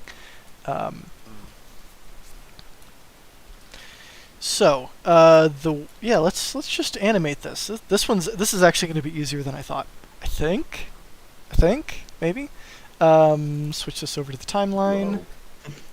If this starts getting long, like, I'm just not going to. So again, first frame is always going to be insert keyframe, location, rotation, scale. And then now we can go to the next frame, and we're going to set... I guess we can just rotate this, because we don't need to care about the other stuff. So you want this to rotate around where the front locomotive would generally rotate, and because of the way this model is set up, it's just there. But you might need to care a little bit more about where you're rotating. So let's go with negative 45 degrees. Insert keyframe. And let's do like 10 frames. 20 because it's easier to see. And rotate, said 90 degrees, and insert keyframe. How do I change the keyframe easing mode, or no? How do I set it to a linear interpolation? You do interpolation mode, and then change to it's extrapolation mode. Linear. The stream is super delayed, so I don't know what to actually... Oh, sorry. Yeah. Okay, that looks good. Okay. So, theoretically, all I need to do is move it to there. Oh, this is going to be cursed. I'm not actually going to do the animation for all of these, so this is actually a really good example. So, center is here.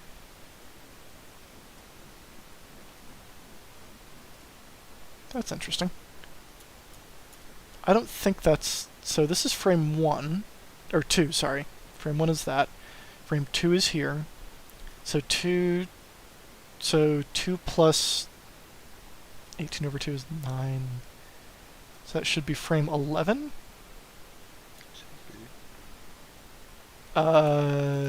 Easing mode?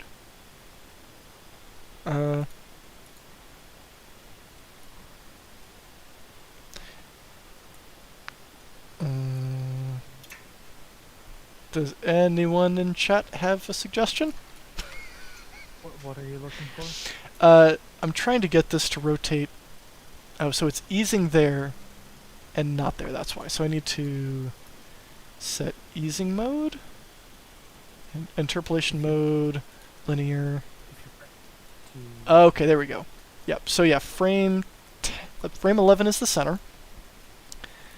So then what I need to do is rotate that to there. Yeah, that's too crazy.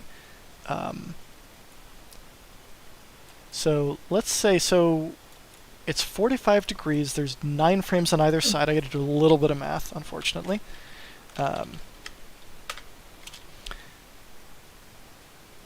Yeah, so 9 frames on either side.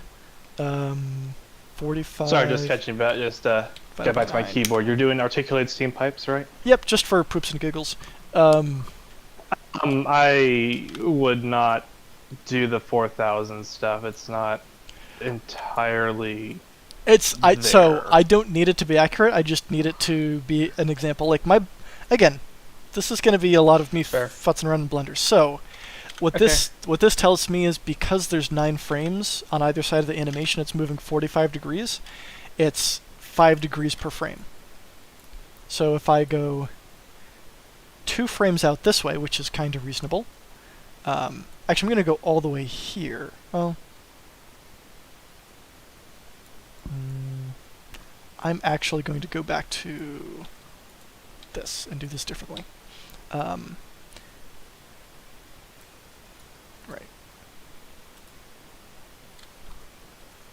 T8 0. And so we're going to set this to negative, let's say negative 15. Yeah, that is reasonable enough. So that's going to be 3 frames of animation at the distance we have. Insert keyframe here. God, I can't Blender. Did I have the right thing selected? Negative 15 degrees.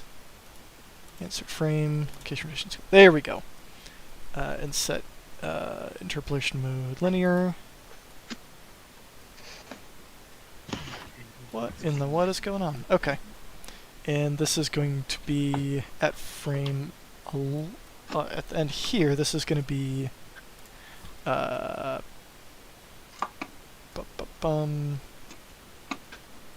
15 degrees.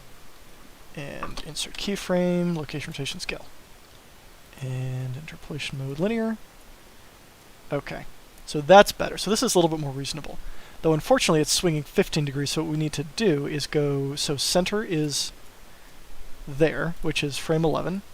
Because we're only doing 3 frames, we're going to go 1, 2, 3 to frame 8. And then we're going to insert a keyframe here and set that to negative 15 degrees here. Insert keyframe. So between...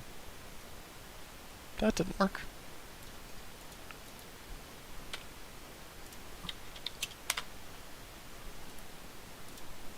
There we go. So that's the same all through here. So we're effectively saying anything between 45 degrees and 15 degrees we just don't care about, and then 15 to 10 is correct. Or, sorry, 15 to 0 is correct. And then we need to come, so 11 is center, 1, 2, 3 frames. That is going to be rotated to 15 degrees. This is a little bit of a convoluted example, but worth doing. No. Oh, right, I gotta do it here. Insert keyframe, look, that's why. So, even though this is technically 45 and 45, I've locked it, so all of those frames I just assume that it can't turn anymore and things are just broken. But, so all we really need to do is animate them between here and here. So we're gonna go to here, and then we're gonna rotate the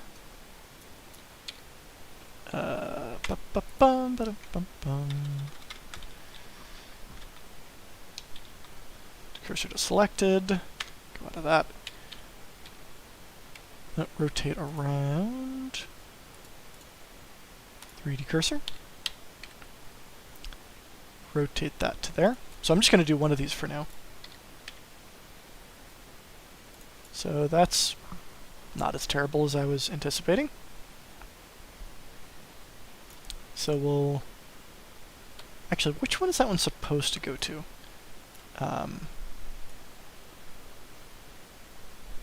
Yeah. So those are supposed to go to the... No, those do go to the inner ones. Okay, sorry. Going back to here. Because that one is animated like that. We now rotate Z to there. And insert keyframe, location rotation scale. And now what we do is we come back to the opposite end and rotate Z. Oh, I can just do it here. Nope. 3D cursor.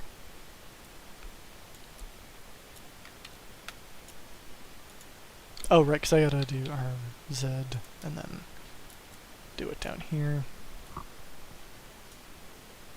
And that's just going to look broken, because that's too far. But I'm going to point it toward there, where it's supposed to be, and we'll give that a try here. And insert keyframe, location, rotation, scale, and now if we play through this... Oh, right, because the center of the object is there. That's why. Nope.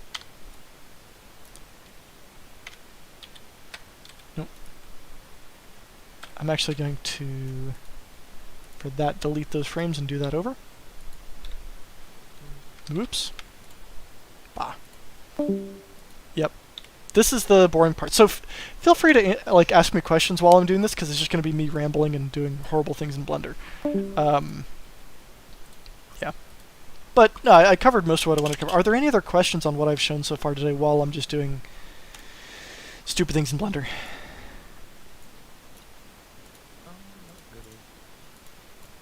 Not at the moment. Okay. Nathan might have a couple of questions for me later, but you know, I actually did. I showed him a few things. I kind of did some funny stuff. Yeah. But yeah, nothing what you're doing so far. Okay. Well, I'm gonna call it a night because of day drinking session tomorrow. But catch you Have a later. good one, Larky. Yep. See ya. Yeah. Right.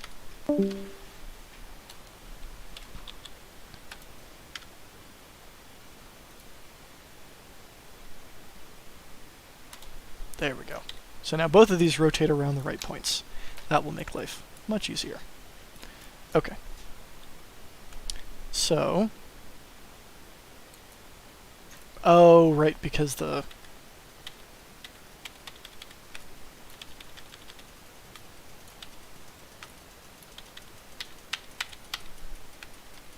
Okay, so back to where these weren't completely screwed up. So what we need to do is do that here on the first frame. Right. S. No, we did that. Set origin to 3D cursor. Same thing here. Nope. S cursor to selected. Origin 3D cursor. Now what we do is select both of those and we override that first keyframe. So now theoretically, if we go to some other frame, like frame 2, and we rotate this one on Z, yeah, we're just rotating here till that looks right. And we're going to rotate this one till it looks kinda right. Again, this is way beyond what you really want to do. Technically, you can scale these if you want to be really terrible, but I wouldn't necessarily recommend it. And insert keyframe, location, rotation, scale. I'm going to come to here, which is where we started animating this. Insert keyframe there. Oop, no. I'm going to do it this way, because I know I'm doing it right. And now we can play this through until this hits its other end, which is here. Rotate Z until it roughly lines up. Z until it roughly lines up. I'm gonna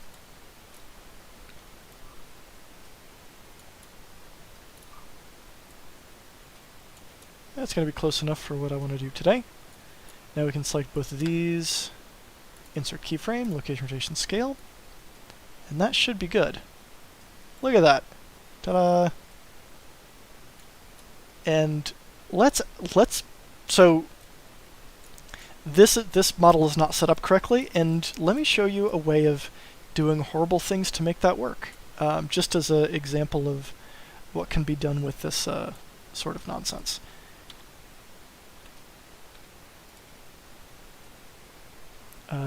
Maybe not. Maybe I'm not going to do that, because that just gets weird. But yeah, so that's effectively all you need to do. So then what I would do is select both of these, groups. And yeah, file, export. Yeah, animatrix, selected only. Skip first frame because again, our first frame is the export reference. And let's go back to here. Where's the big boy? Excuse me.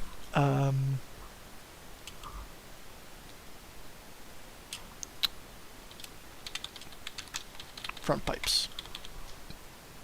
And we'll export that.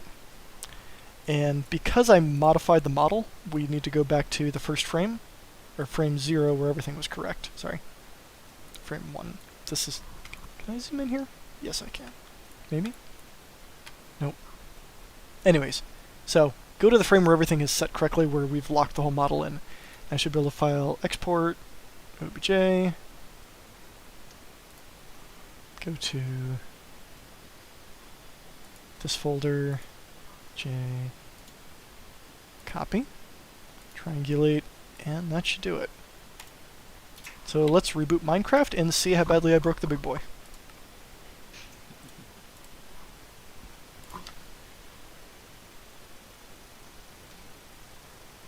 While we're waiting, any questions on other stuff that we've gone over?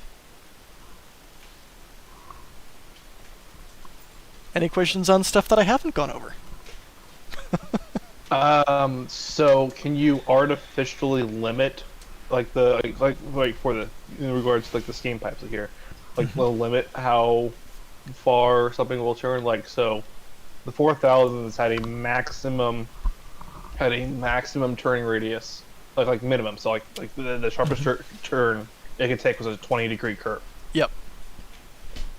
So is that something that you can artificially limit in the in the JSON so that I don't expect it to actually stop the locomotive or derail the locomotive from trying to take a sharper curve, but it would, like you would see like the front locomotive just kind of not be on the tracks. Yeah. After that certain radius. So that question was asked before. At some point, I'll add something like that into the JSON definition, so you can specify how much different pieces are allowed to rotate like that. Okay. Not currently on the plan because I like people doing crazy things with models, but yeah. All right. Let's see. Did the big boy even load into game? Let's see. Doop. So far, so good. Alright. Let's plop it down here. This is a fairly intense curve for a big boy to take. So... Alright.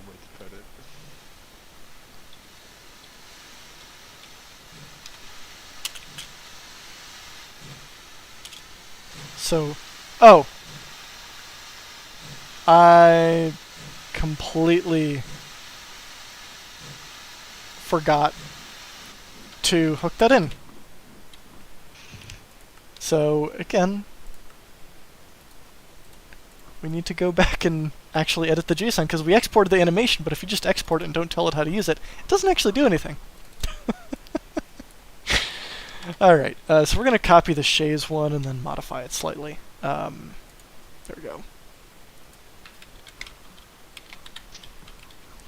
Alright, animations. Instead of front bogey angle, this is going to be front locomotive angle. Alright, front locomotive angle.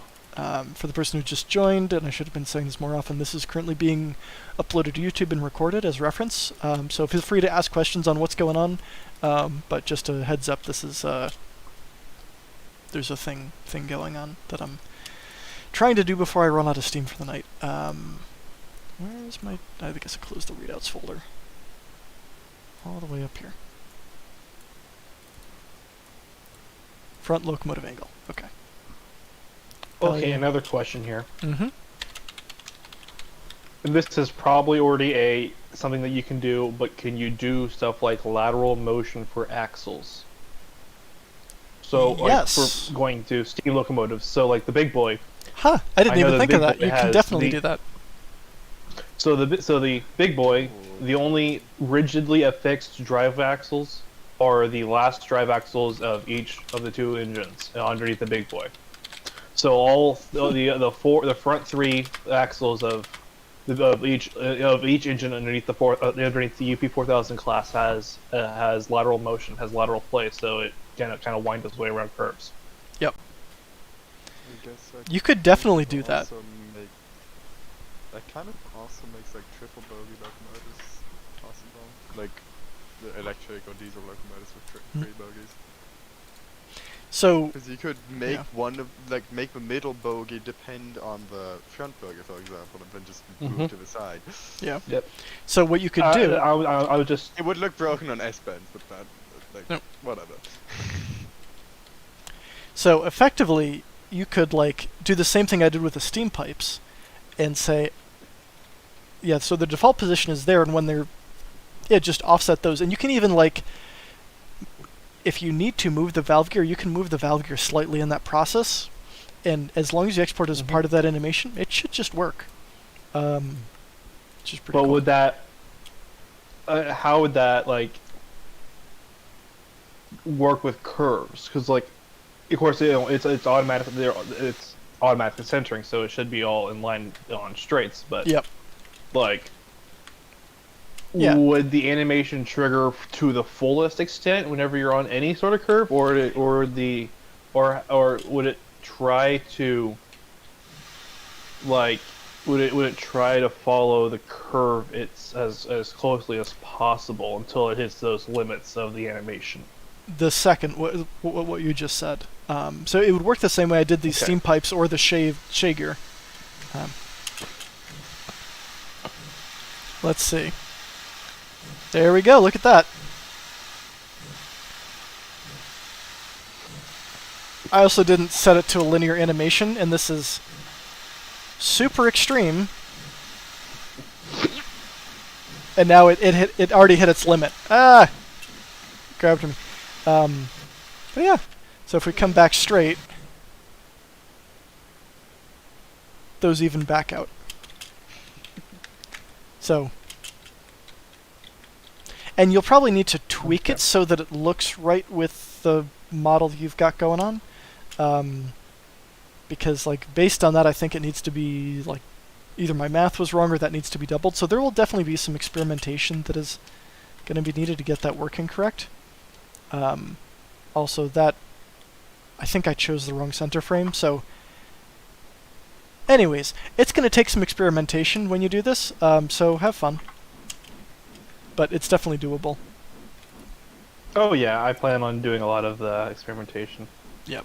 But hopefully that's like a very basic like reference of I want to do something crazy like this that's very extreme. That's one of the crazier examples I can think of other than what Nathan has got going on over here. Yeah, I'll definitely... The thing we talked about last dev stream for patrons, I'm probably going to need to jump into a voice call with you and hash that out. See if that will work. That thing, yeah. Yep. I don't want to give it away because I want That's fine. Cool feature. Yep. So, cool. Well, so it's almost so that we just hit a little bit over 2 hours of a stream, and my voice is going. Any last questions or thoughts on how this is going? Like what needs to be tweaked before this is fully released? Sounds is on the list of things to talk about, and I'll continue that discussion with patrons. I would just say potentially doing a limited release to like an actual like very active multiplayer server to make sure that for stress testing before, just to make sure because like I mean yes I would say yes send it to Nordale because Nordale has an interesting way of breaking things, but that would require a lot of people to have animations. I did notice in recent test files, I think there's been more issues with being a multiplayer client and controlling a locomotive. Interesting. I don't know what I changed. It might have just been circumstantial and just... I thought I could have swore I improved that. We'll see. I don't know, I just noticed a couple times in recent test builds. It might have just been a coincidence.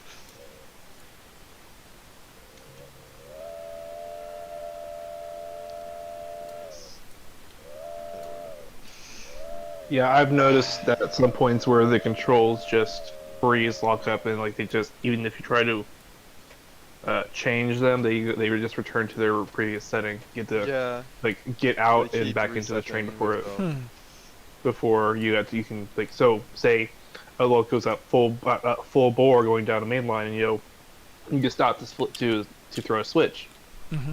and it just doesn't it just keeps going full bore even though you try to stop the train. You have to get out and get back in until it might work.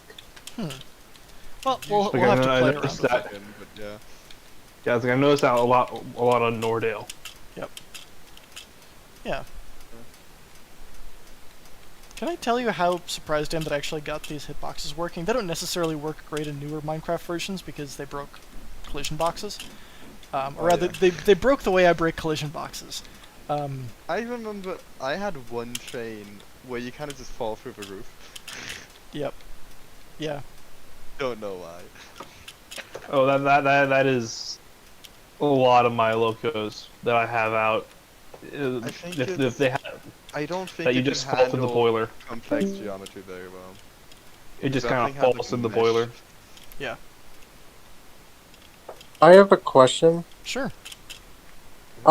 Okay, so this is something I noticed with the vanilla big boy, and this is really not a major issue, just a minor detail issue. The tender is a little bit bigger than the big boy. Like, it's on the wider side. I was wondering if that could be a fix, maybe? Let's see. Yeah, so I've actually been chatting with Legend on and off about some of this stuff, and he's excited. So I don't want to like say Yeah. he's Take a definitely coming tender. back. You But notice how it's a little bit on the wider side? Realistically, it might be wider because it's not as long. So No, probably it's go for not. the curves. It's not.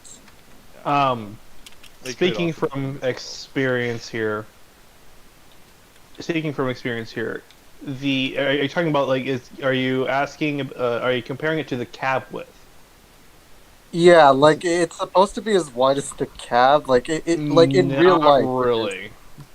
Like the tender would be about the same width as the overall width of the loco, and typically, especially for the bigger locomotives, you would have the running boards will stick out a little bit further than the actual cab walls, so the cab will actually be narrower than the tender width. Something that I found out in my thousands of hours of blueprint searching and utilization. Really? Because Um, I've seen the big boy, and it's like I'm pretty sure they're supposed to be the It's same length. It's very slight, I think. yeah, I'm it's looking the at same with Voxel Again, with Big Boy right now, like Voxel Big Again, Boy, it's not a and major issue. I was just wondering if that was ever gonna be a thing to do. well, I mean, I don't think it's a needed thing. I mean, I get your concern, but I mean, it's like if that concerns you, I don't really see why you're using the default Big Boy anyway. I'm just asking. No worries, it's all good. Yeah. Yeah, I mean, potentially we could see that we could see a rescale of that. Definitely we could, figure something out. I mean, I'm already looking at replacing that with my own model at some point. It won't be in the base mod, but there will be a new realistic big boy. Yeah, like I said, not a major issue. Like No not a worries. major. Yeah, is that the voxel big boy? yep. Oh, it doesn't. Doesn't have the throttle. It's got the reverser, but not the throttle. All right. Well, let me. Yeah. You can actually see on the Voxel Big Boy, the running board sticks out one voxel more than the cab wall. And then the tender Wait. also does one more than the cab wall. Wait a minute. Did they update it? What? Could be. Did they update this big boy? Keep in Well, mind, I am a pack developer of Voxel Train, so I might have a version that you don't have yet. Oh, you might have early access. Do you have Voxel Trains 5? This Yeah, is. because I actively work on that. Yeah, Yep. Seb is actively a developer on that resource pack. It also might be your immersive It's railroading hard version. to could be. It's hard to keep track of what Vosk has changed and what hasn't changed because it's been a year since when I last updated Voxel Train. Yeah, I only got version 4, and one of the issues that I ran into with version 4, the big boy tender has a UV issue. All right, so Oh. let's I so think let's It's a UV yeah. mapping issue that boss And All fixed. right, Hey, look, can't so speak, guys. It's fine. so at this point, I'm gonna say if I'm gonna do one more round of like, does anyone have any comments, questions on like test build stuff like that before I wrap up for the night, and then we can this can no, I evolve think into I'm random good. chat. I think we're good, Cam. I mean, as I said, stress testing definitely. I definitely would recommend, and then yeah, I think other than that we're good. And besides just random little, case by case stuff that might crop up, at least Yeah. from my end. All right. Well, I'm gonna end the stream here then. But I Sorry. yeah, I can not in the stream, but I do have something I kind of want to show. Okay. I'll do Which that is- later because my Discord bugs out with that. So I'm going to end the stream here, and the build for this will be posted in the modelers chat. It is, again, not recommended that the average person try it. It is not a test build. It is a early access for modelers to try out the animation system, and hopefully will be a test build at some point in the next week or so. But again, it's subject to change, like the way that Valve Gear is defined changed dramatically, in the way that people defined it a week ago now no longer works. So, yeah. So stuff might break, stuff might change, but this is the way that animations are set up will not change, but like how they're tied into the model might. So you likely won't be doing extra work or losing any work by giving this a try if you're a modeler and interested in giving it a go. So I'm going to end the stream here, and thanks everyone for watching and for listening to me ramble for almost an hour and a half. So Thank you, Cam, for entertaining us.